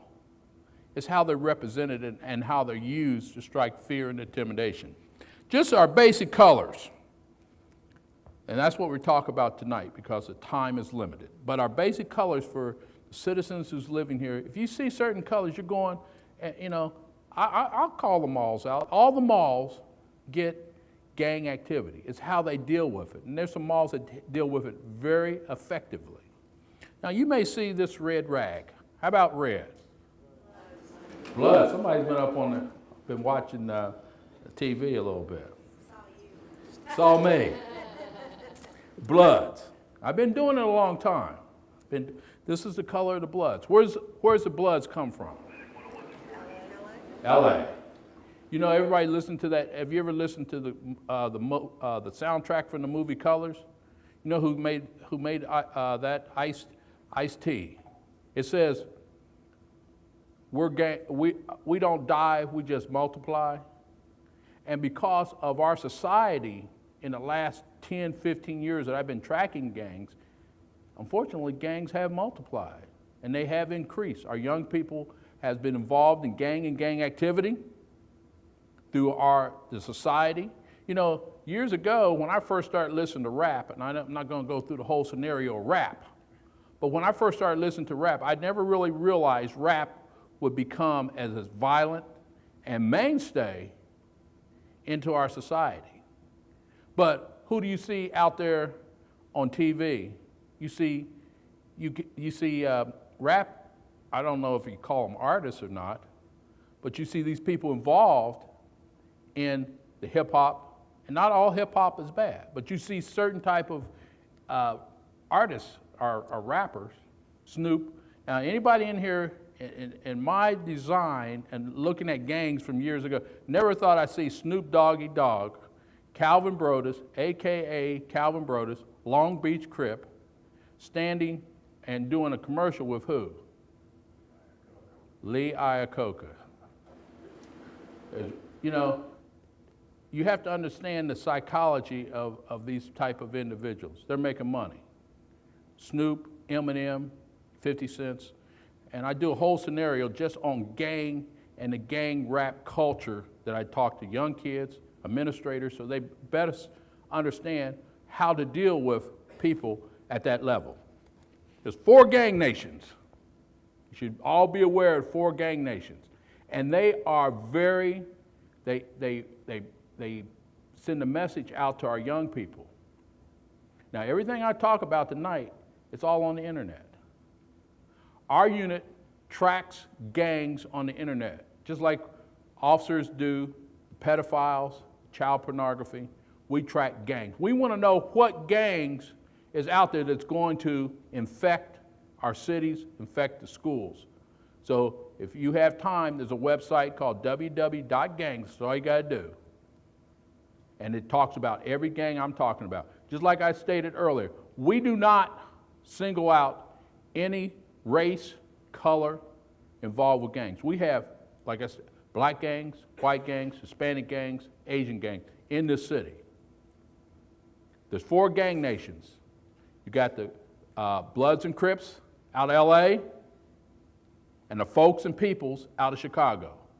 Now, under those 4 gang nations, you have hundreds of sets. They estimate there's almost 700,000 gang members in the United States of America. And we're just talking traditional gang members. We're not even talking about the ones who have come in the last 10 years. You got the red for the Bloods. We'll save this color for last right here, this blue color here. But you have this blue. How about this blue? Crips. The Crips from LA. Now, I said this blue is very interesting blue.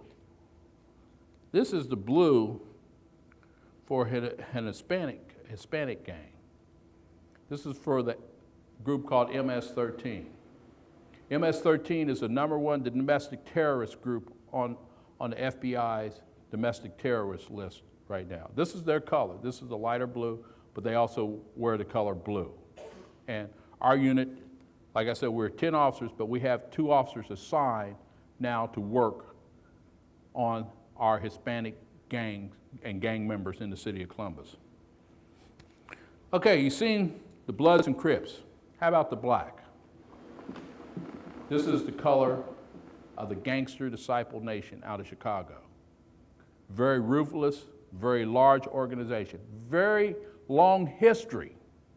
That's why in our unit, my officers go through a history of understanding what these things mean, because we have to be able to talk. The kids, the young people out there in the central city, people of color, black, white, whatever, these young people who are involved with this, they know what this is. They know what it means. They know the history, the leaders. We don't have time to go into this, but this is out of Chicago, the Gangster Disciple folks. This color right here is the green. I got this off of this is for the People's Nation. Like I said, Chicago has two nations, the People's Nation and the Folk Nation. This is the black and green bandana of the Vice Lords. The Vice Lords have several different, the Vice Lords is a nation within a nation. It's deep, but you have to it takes a little while to understand how all this has come together in our time in which we deal with these. Just like I dealt with the Short North Posse years ago, in the Short North. Now this is one of our this is another Hispanic gang, very large, very long history. Anybody can tell me what this?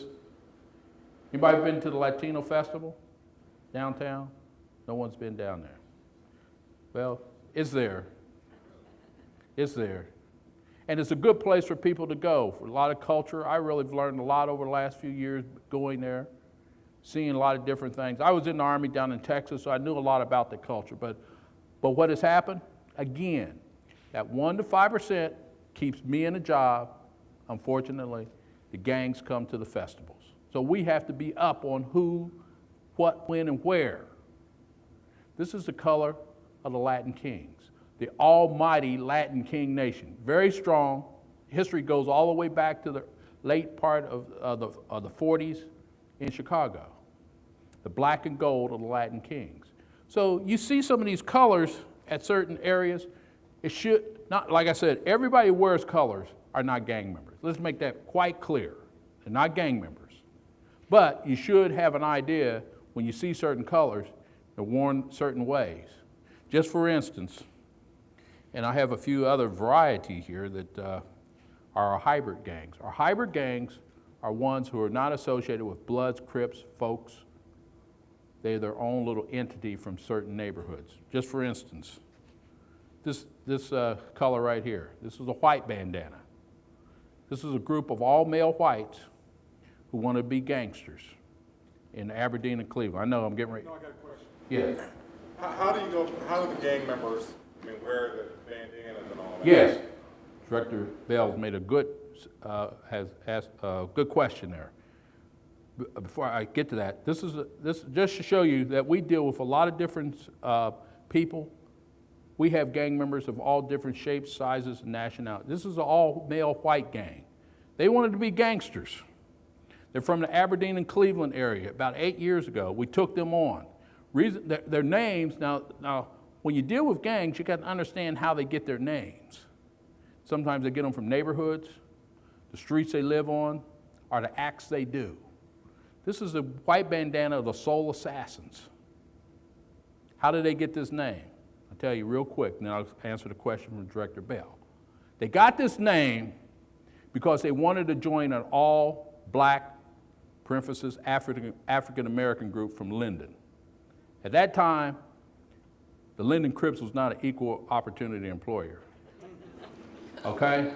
So the young white fellas decided, well, we can be as tough, as bad as them black boys. So they went down and shot and killed 2 of them. So they took their names, Soul Assassins.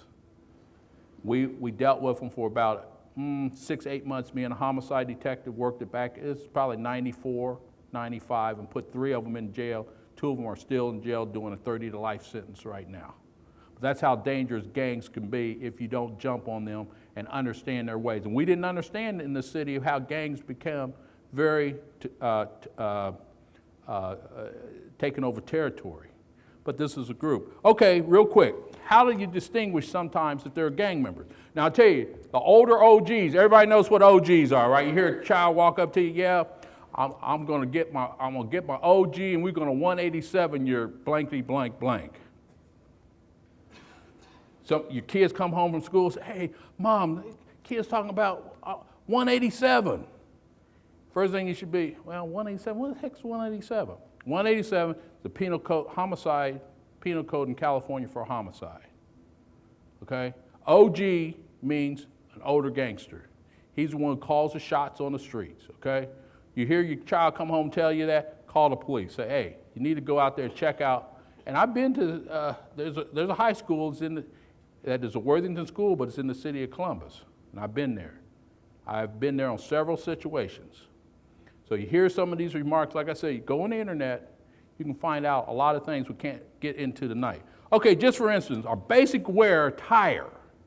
When you see a blue bandana, now Crips, now if you really crippin' out there, really crippin', you ain't no faking Jamaicans, or you ain't no busters or wankster out there, but you're a real Crip, and I've talked to real Crips, and they know what they have around here, okay?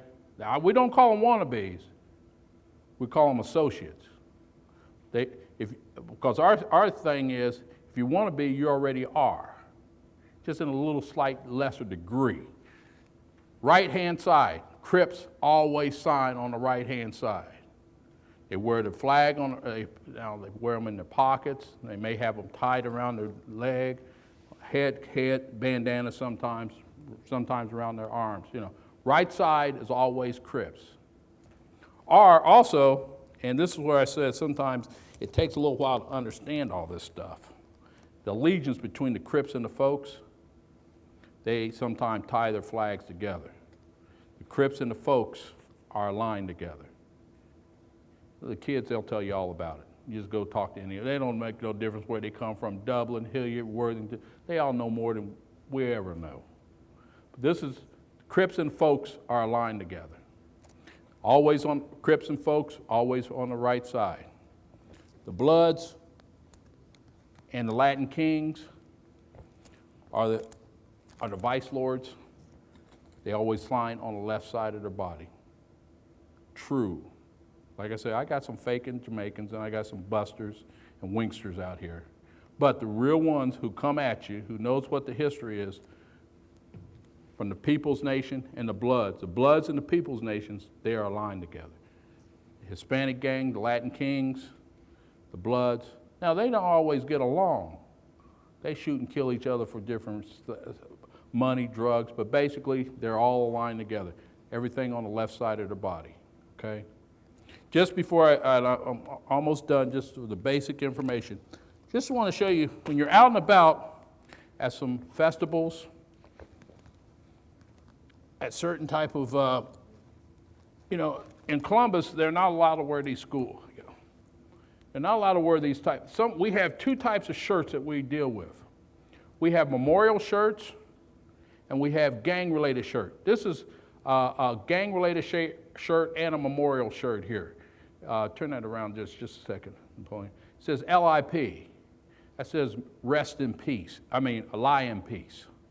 On the back, it has usually some type of a poem. How do we know who this guy is aligned with? It tells us right there on the shirt. Deuce, deuce, 22nd. Deuce, deuce, 22nd. It's in red, so we know it's a blood. A couple other ones real quick here, just to show you a Crip shirt.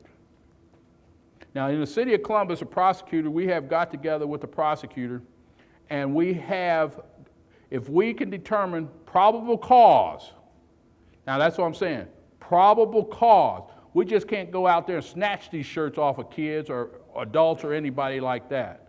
But we have probable causes. The shirt is involved in a gang-related situation.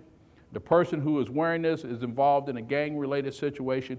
We can take this shirt off of them right then because it's fluent of a crime.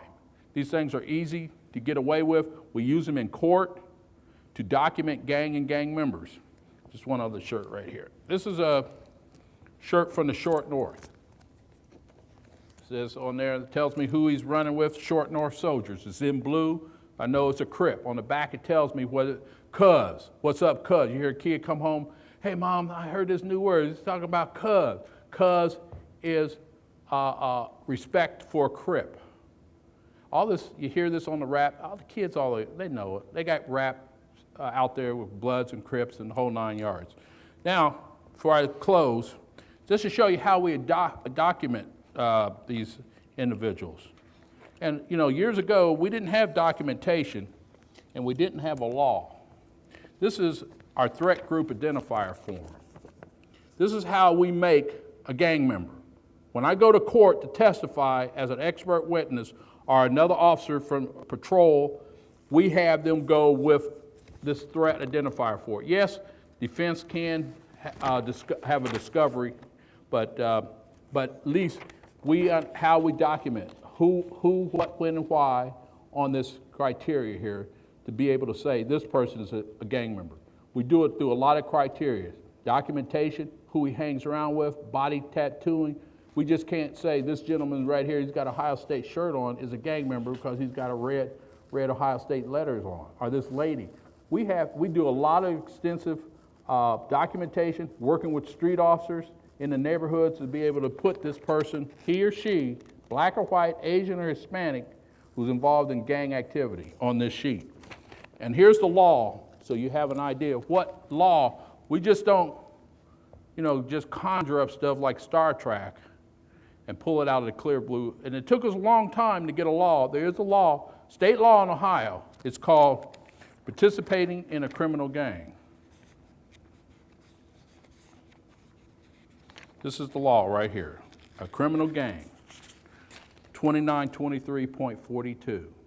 It's 20 pages long. It gives us explicit information on how to go after a gang member or how to go after a gang and to prosecute them for certain type of felonies. One thing you should be able remember, we have to have just because a person's a gang member, we cannot just go out there and arrest him. This law states you have to have a predicate offense. You have to have a documentation that that person's a gang member first. He goes out and do a robbery in the state of Ohio, 7 to 20. We're talking about 15 years old, we can have them tried as an adult under this law. Second-degree felony. It means someone does armed robbery in the state of Ohio, 7 to 25, let's say you get it down to 7 years, does an armed robbery, that's 3 years mandatory with a firearm, and then they tack this on. That's why they always tell me, Alexander, man, I'm going to the box. They don't want to go to the box. When I'm talking about the box, go to a trial, because we hit them with the gang specs, and that hurts them worse than that 3 years with the gun spec, because they're going to get 5 years right off the bat. Plus, this is going to follow them all the rest of their life on a gang specification. At 15 years old, we got 3 right now who's doing 15 years right now. And we got 2 other ones coming. Matter of fact, I'm going to court Thursday on a kid we just bound over as an adult because he's a super predator out there. Armed robbery, kidnapping, rape. And sometimes the judicial system didn't act on this kid when he was 12, 13 years old. Now he's got to be dealt with and judged and put away. So that comes up to about the end of this. There's a lot more to it, believe me. Every neighborhood, every city should be aware of who they have in their neighborhoods, because it doesn't have to be a blood or crip. Don't have to be. They come up with their own names. We got gangs that calls themselves D Block, R Block, J Block, but L Block. But if they fall under this statute here, they're a gang. 3 or more people involved in anti-social or criminal behavior makes them a gang under 2923.41. Thank you. Great, thank you. And also, if you want to hear more about gangs, what's your number that they can contact you for a future presentation? I have, I'll be here for a little while. My number is 645-1445. And like I said, I do a whole lengthy presentation with PowerPoint and everything to give you more understanding of how to deal with the graffiti in the neighborhood, how to deal with that, who's involved in doing graffiti, type of graffiti. I have pamphlets. I'll stay around. I'll give you pamphlets here, and it also has my number on it. It's about street gangs and families. 645-1445? Yes. Okay, if you'd like to have more information on gangs or have a presentation done at your respective block, watch association, what have you, contact Detective Thad Alexander. Appreciate your time there, Detective. Now, I would like to bring over the fire end, and we're going to need some more people to help out on the fire end here with a scenario that we have planned for you with the fire department. So if I could have, with the Worthington Fire Department, Chief and also the Lieutenant from the Columbus Fire Department, please come on up, and we'll get you started here. And I'm going to come out to the audience and pick a couple people to help us with this next one. My name is Lieutenant David Sawyer. I'm with the Columbus Division of Fire, Department of Community Relations. TV man, he gets mad at me because I walk around and I lose the microphone, so please excuse me. I brought with me this evening Chief Cantac from the Worthington Fire Department. Columbus and Worthington worked very well together up here in this community. I started as a firefighter in 1980 in this. I know this man probably for 81. A long time, since 81. So we've worked very well together in the community, both during emergency medical situations and fire situations. Chief Cantac is going to explain to you some fire safety tips in your home. Some of you have seen me. How many of you is from the Northland community? Okay, so you've seen my little presentation. Maybe you have, maybe you haven't, but I'm gonna let the chief tell you about fire safety, okay? And then I'd like to try to either get Dave, Paul, he's gonna get dressed, okay, to do what we call a fire-related scenario. We try to teach you the operations of the Division of Fire. And what we're gonna do with Dave is show you a rescue operations. You see there are 4 emergencies that the Division of Fires really handle. It is fire suppression. When I usually ask, what do we do? Okay, everybody says you put out fires. Well, we do more than put out fires. We do fire suppression. We do emergency medical, which you know, chest pain, heart attack, stroke, things like that. We do rescue operations. In the fire, rescue operation is dragging you out of the fire, okay? Rescuing you from a tall building, rescuing you from a collapsed building, rescuing you from a ditch, things like that. The cat in the tree is not an emergency, okay? But it is a rescue operation, okay? And then the last one is hazardous material disposal, or hazardous material operations, which is the bomb in the building, a gas leak, things like that. Okay, those are the 4 emergency operations. So I'm gonna turn it over to the chief, please. Go ahead, chief. Okay, thanks. I know it's getting late, so we'll try to make this fairly quick. If anybody has any questions while I'm going through this, just feel free to stop me for a second and I'll try to answer them for you. While they're getting ready over there, we're going to talk about a few things with home fire safety. And I'm sure most of you have seen some movies or television programs through the years where firemen go into the building and there's some fire, smoke, looks good on TV. If you'd like to know what it's like to go in a real fire, you can do that very simply just by closing your eyes. Because the smoke inside a building when you have a fire is so dark and so thick that you can't see anything. And that's one of the reasons this gentleman over here is putting a mask on. A tank on the back has fresh air in it, because just 1 or 2 breaths in that type of smoke or that type of environment will probably kill you. It'll certainly put you down on the floor and put you out. Good news is when you pass out, if there is any good air, it's going to be down on the floor, and you might have a few minutes, and hopefully the fire department can find you. But my point is, TV is not very realistic, which I'm sure most of you know. And one of the best things we can do really is give you some tips about preventing fires and getting out in the event that you do have a fire. So one of the things, should you ever need to call us, whether it's for a fire or medical emergency or whatever, I hope all of you have your home well marked with your address, okay? I know it's very popular, like to get your number painted on the curb and stuff, and that's nice. The problem is if it's raining out or there's snow on the street, we can't see that. So you need to think about those types of things. And we prefer to have addresses on the house in large letters, usually at least 4 inches. If they're reflective, that's even better. They should contrast with whatever color your trim or your siding and those things are, so they're easy to see in bad weather and at nighttime. And they should be somewhere where they're clearly in view from the street, because obviously that's how we're getting there. So you go around, take a few minutes and look at addresses on different buildings, and you'd be amazed at how poorly a lot of them are marked.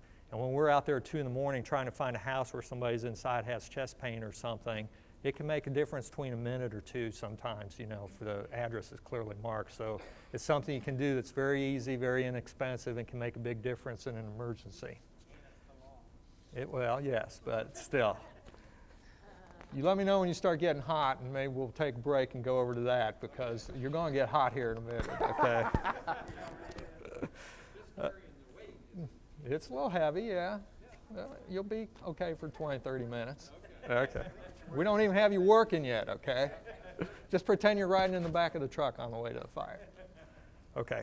Smoke detectors, I'm sure most of you know how important those are.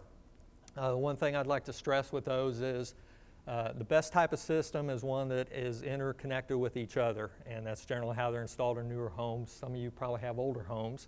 The battery-powered ones are fine. But we do recommend that you have one on each level. It's even good if you can get one up in the attic because, you know, if you have a lightning strike or something like that, you'd be amazed how many times after a storm we go on a fire and it's the neighbors that called it in, you know, and they go over and knock on somebody's door. You know, there's smoke coming out of the top of your house. So smoke always starts from, well, it always moves up. So if you got something up in the attic or an upper floor that's burning, if you're down below, you may not know it for quite a while. So as many smoke detectors as you can get are good. Check them once a month, and you should change the batteries twice a year, and we recommend an easy way to remember that is just when the time changes to change those batteries out.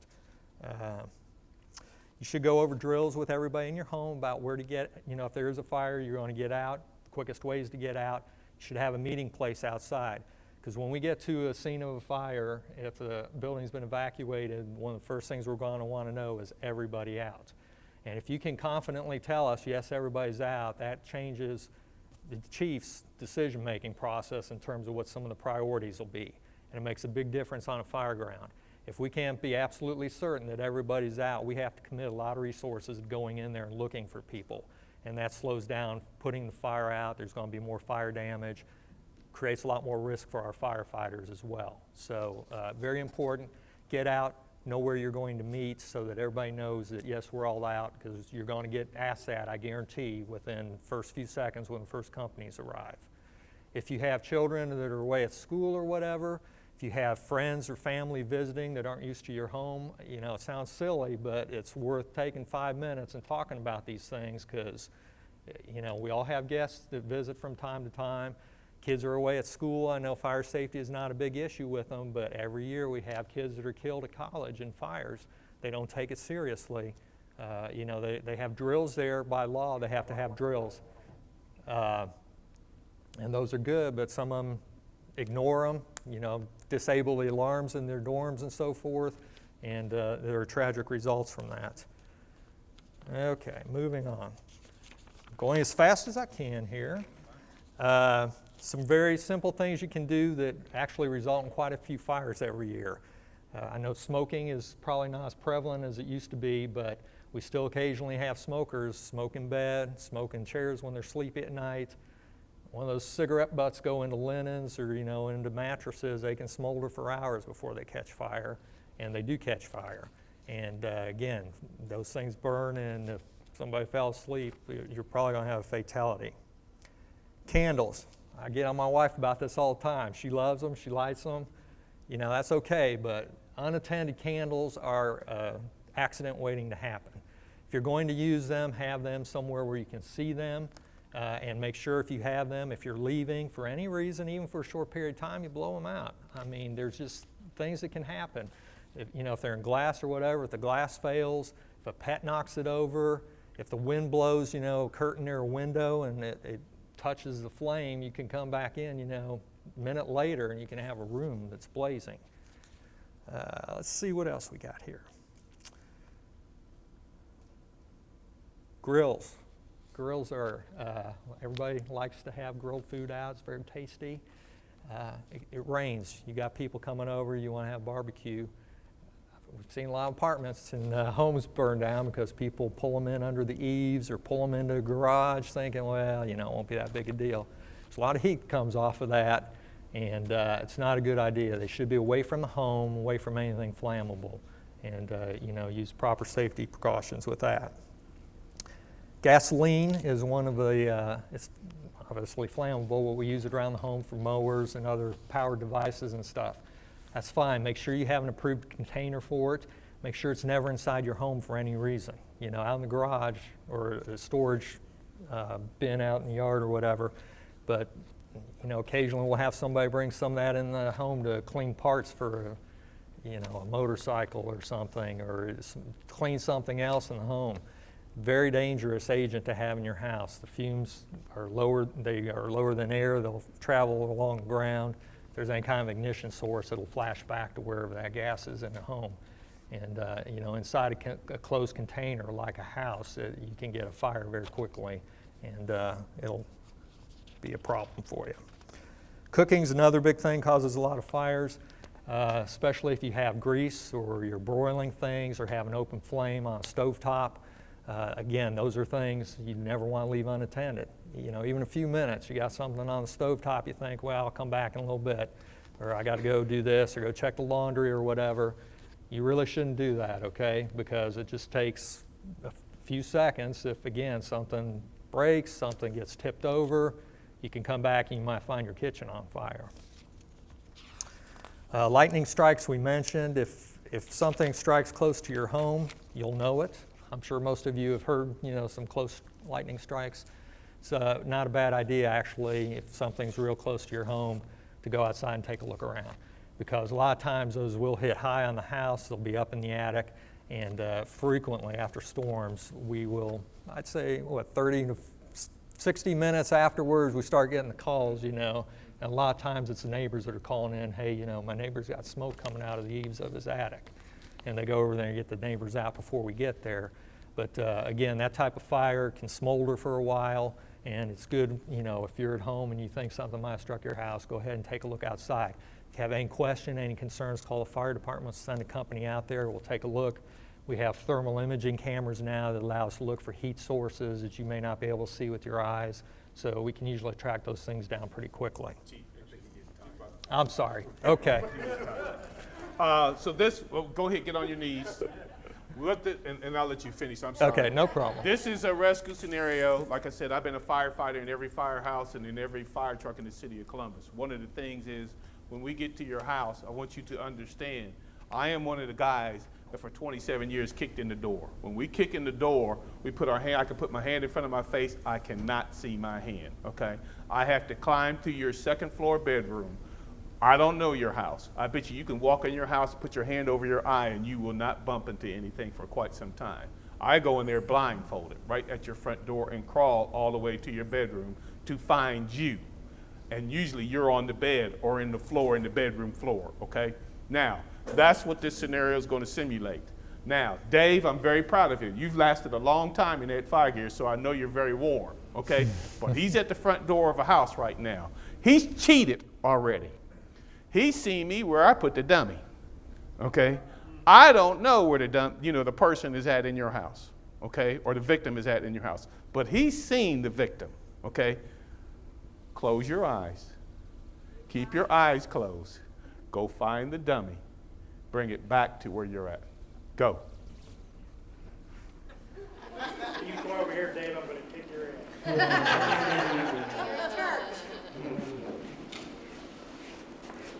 Search with your hands. Feel with your hands out in front of you. Search. Very good job. Good job. Bring it back. Bring it back to where you. Now he has to go all the way back to the front door. That's how he's going to get the victim out. Sometimes, yeah, we will go to the window and open the window and go down the ladder where the ladder company will be waiting for us. But normally we drag the victim back to where we started from, back to the same front door. And then I'm going to let him talk to you as soon as he gets up. Good job. You're done. Stand up. Let me help you get up. Now, I wish the camera could see this. Come over here. Come here, Dave. Come over here, Dave. Notice how red his face is. Okay? I even hear him, and I don't know if the microphone could pick it up. I hear him breathing. Okay? How old are you? You did a very good job. You did a very good job. I'm very proud of you. Okay, but notice the short distance he came from. He's been in the fire gear. No stairs. No stairs, okay? No tool. The turnout gear that we wear, almost 80 pounds adds to our body weight, okay? The bottle is about 40 pounds. The turnout gear, the coat and bunker pants and gloves and things like that is an additional 30 pounds. Notice what else he doesn't have. The axe, okay? Or a tool in his hand. Or the hose that he's dragging up there to the house to put the fire out, okay? All that is the energy, the athletic ability, the endurance, the physical fitness, on and on that we do. When I started out as a rookie, okay, you can take that off. Let me help you. Chief, you got it? Yeah. Thanks. I started out at in that same two-story house, same type of weather today, 90-degree heat in the middle of the afternoon. They put me at the front door as a rookie. I had to go to the attic, to tell you the truth, to find my boss. Councilman Ginson knows him. Assistant Chief Carrie Ellis is who I found. He was in the attic in a closet space. I climbed all the way up to the 3rd floor in the attic, found him, and dragged him all the way to that front door in that 90-degree heat. Okay, that's what we have to do.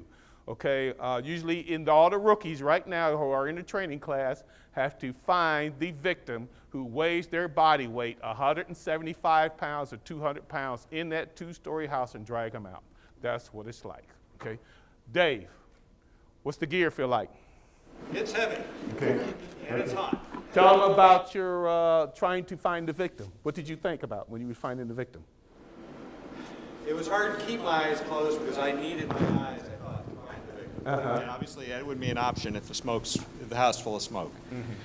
The face piece will help you do that, but you still can't see. Yep.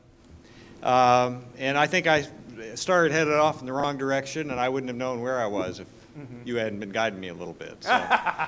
We put our hands on the wall, or really, our hands are our eyes, okay? And our ears are our eyes. So we hear little things, like I could tap on a refrigerator and know that's the refrigerator. Or I touch a door and I know that's the closet door. Or I know where your basement steps are because of the architecture or engineering or the design of your house. Things like that, okay? Thank you very much, Dave. Thank you. Chief, did you want to tell them anything else?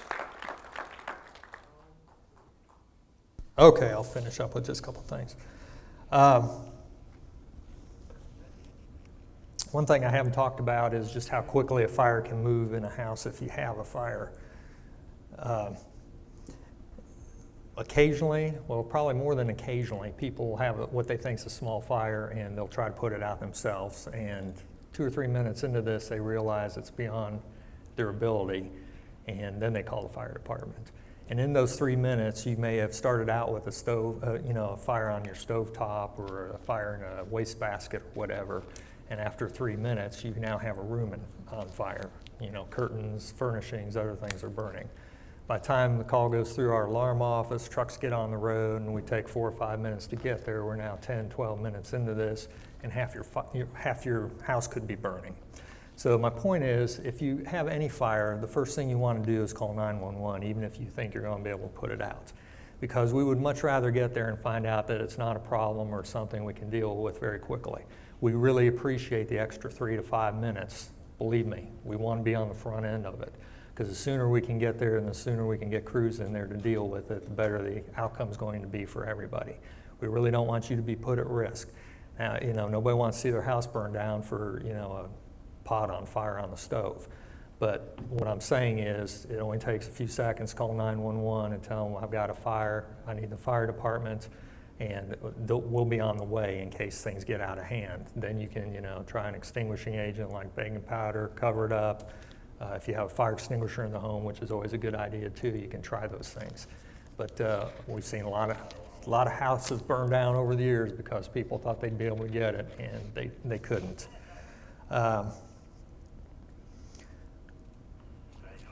Other than that, the only other things I'd add are, and I don't know how familiar you are with our operations, but the police tend to have 1 or 2 persons in a cruiser. They, are in various areas. If there's a problem, you'll see a lot of cruisers come together. Fire service is a little different. We always work with groups of several people. Those are called companies. We have different types of companies. We have engine companies. Those are the guys that are on the fire engines that you see. And the primary responsibility for those crews when we get to a fire is that they are going to get a hose line into the building and get water on the fire, because as soon as we can get the fire out, the better things start to get.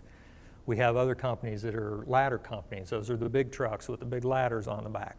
Obviously, they have a lot of different responsibilities. One of them is laddering the building. Actually, most of that is for the firefighters that are going in, so they have exit routes so that we can get victims and ourselves out of upper story windows and so forth. Big fires, you'll see those companies with the big sticks in the air spraying water on things. Those are the big fires where nobody's inside there, we're just trying to put the thing out before it spreads to other structures. But those companies do a lot of other things. They do forcible entry for the hose team so they can get in there. They do search and rescue for victims. And then they do ventilation, which means they are the ones responsible for getting the smoke out of the building, and there are a lot of different ways we do that. So those crews are very busy. We also have rescue crews, and they ride in different types of trucks depending on the department. But those crews take care of shutting down utilities so we don't have problems with electricity in the home when we're spraying water or tearing holes in walls, chasing fires. They take care of getting victims out also. They are oftentimes what we call RIC crews, or rapid intervention crews, and those are crews that stand by near the command post. If any firefighting teams get in trouble, get trapped, get somebody lost, that company gets assigned to go look for those people that are missing or in trouble. So we really don't have a lot of time to go into some of the different company operations and things, but I just wanted to give you an idea that we do have a lot of different types of teams out there. So when you see a lot of trucks coming, that's the reason why. They all have different responsibilities. If the first trucks get there and there isn't really a dire emergency, or they can take care of it themselves, we get on the radio and everybody else gets canceled. Or a lot of times the first company may be in a large building investigating what's going on. It may take them 5 minutes, and you'll have a lot of these trucks parked out on the street nearby waiting in case something else is needed. So just to give you an idea why a lot of times your neighbor may call because the smoke detector went off or whatever, and next thing you know, you got 5 fire trucks parked on your street. We don't know until we get there what we're dealing with. And our philosophy is always just to be safe rather than sorry, and we'd rather have the companies on the way. If we don't need them, we send them home. But believe me, if you get to a fire, we never seem to have enough companies or enough people. There are so many things that need to be done in a very short period of time. So that's why we do that.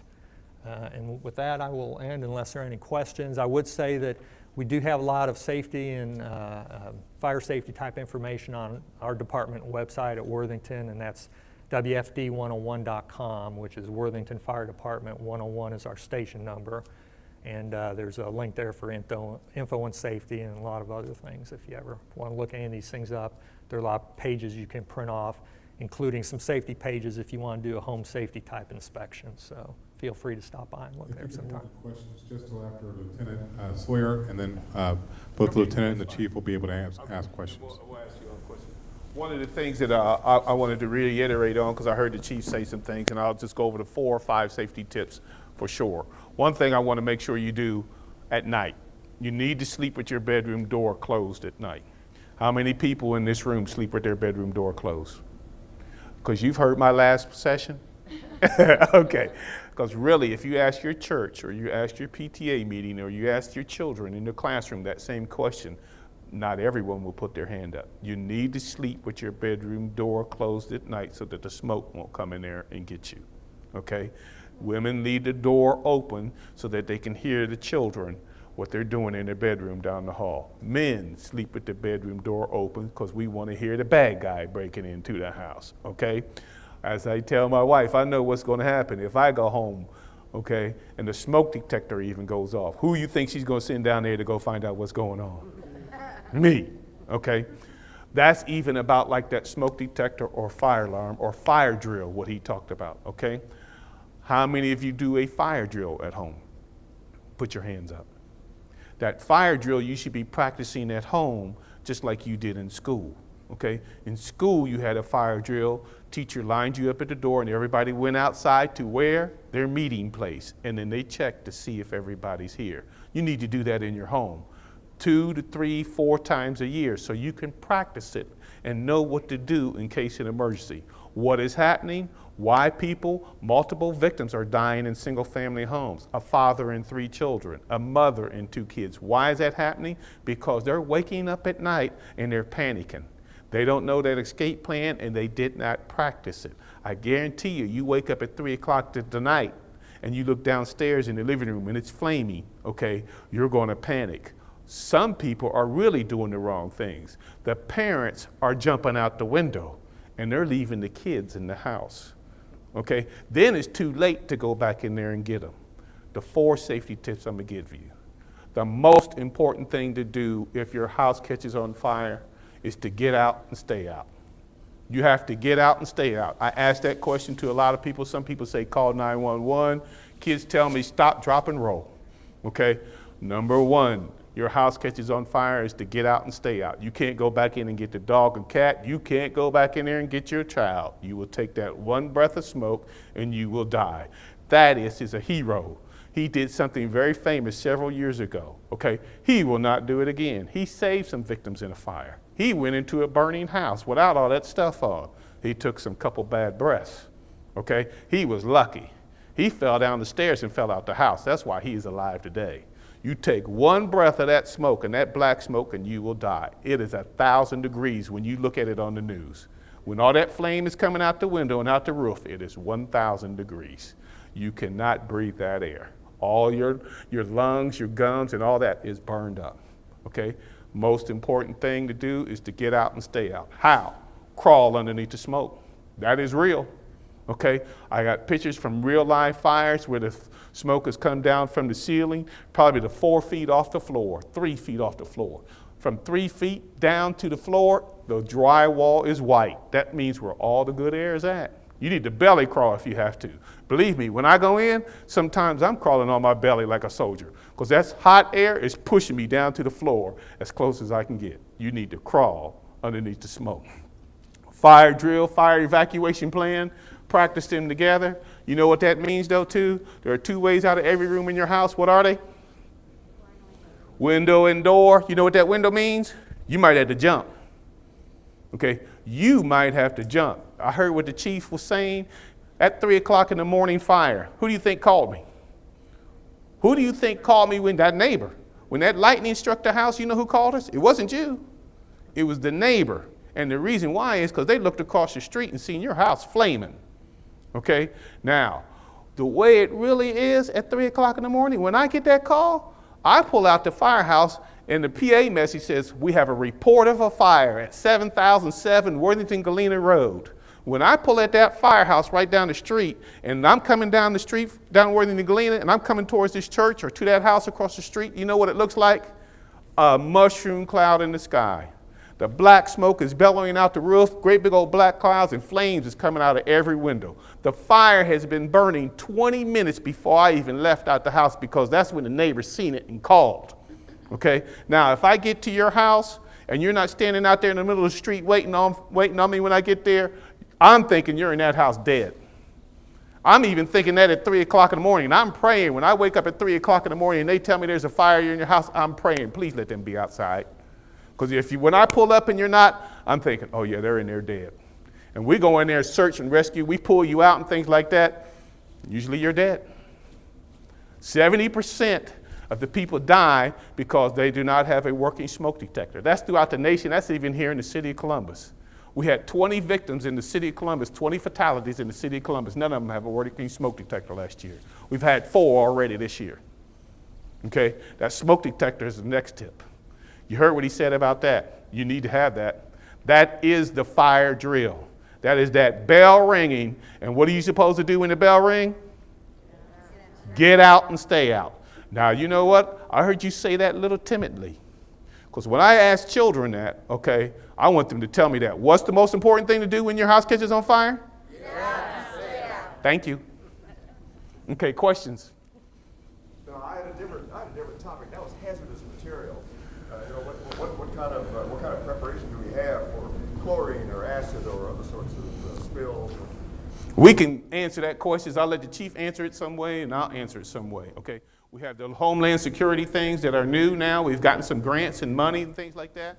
But several years ago, we've had the different hazmat teams throughout the townships and areas. Perry Township, Worthington, Westerville, Worthington Columbus. participates. We run with Columbus, they run with us, but there's also, Worthington's part of what's called Northwest Area Strike Team, which is nasty.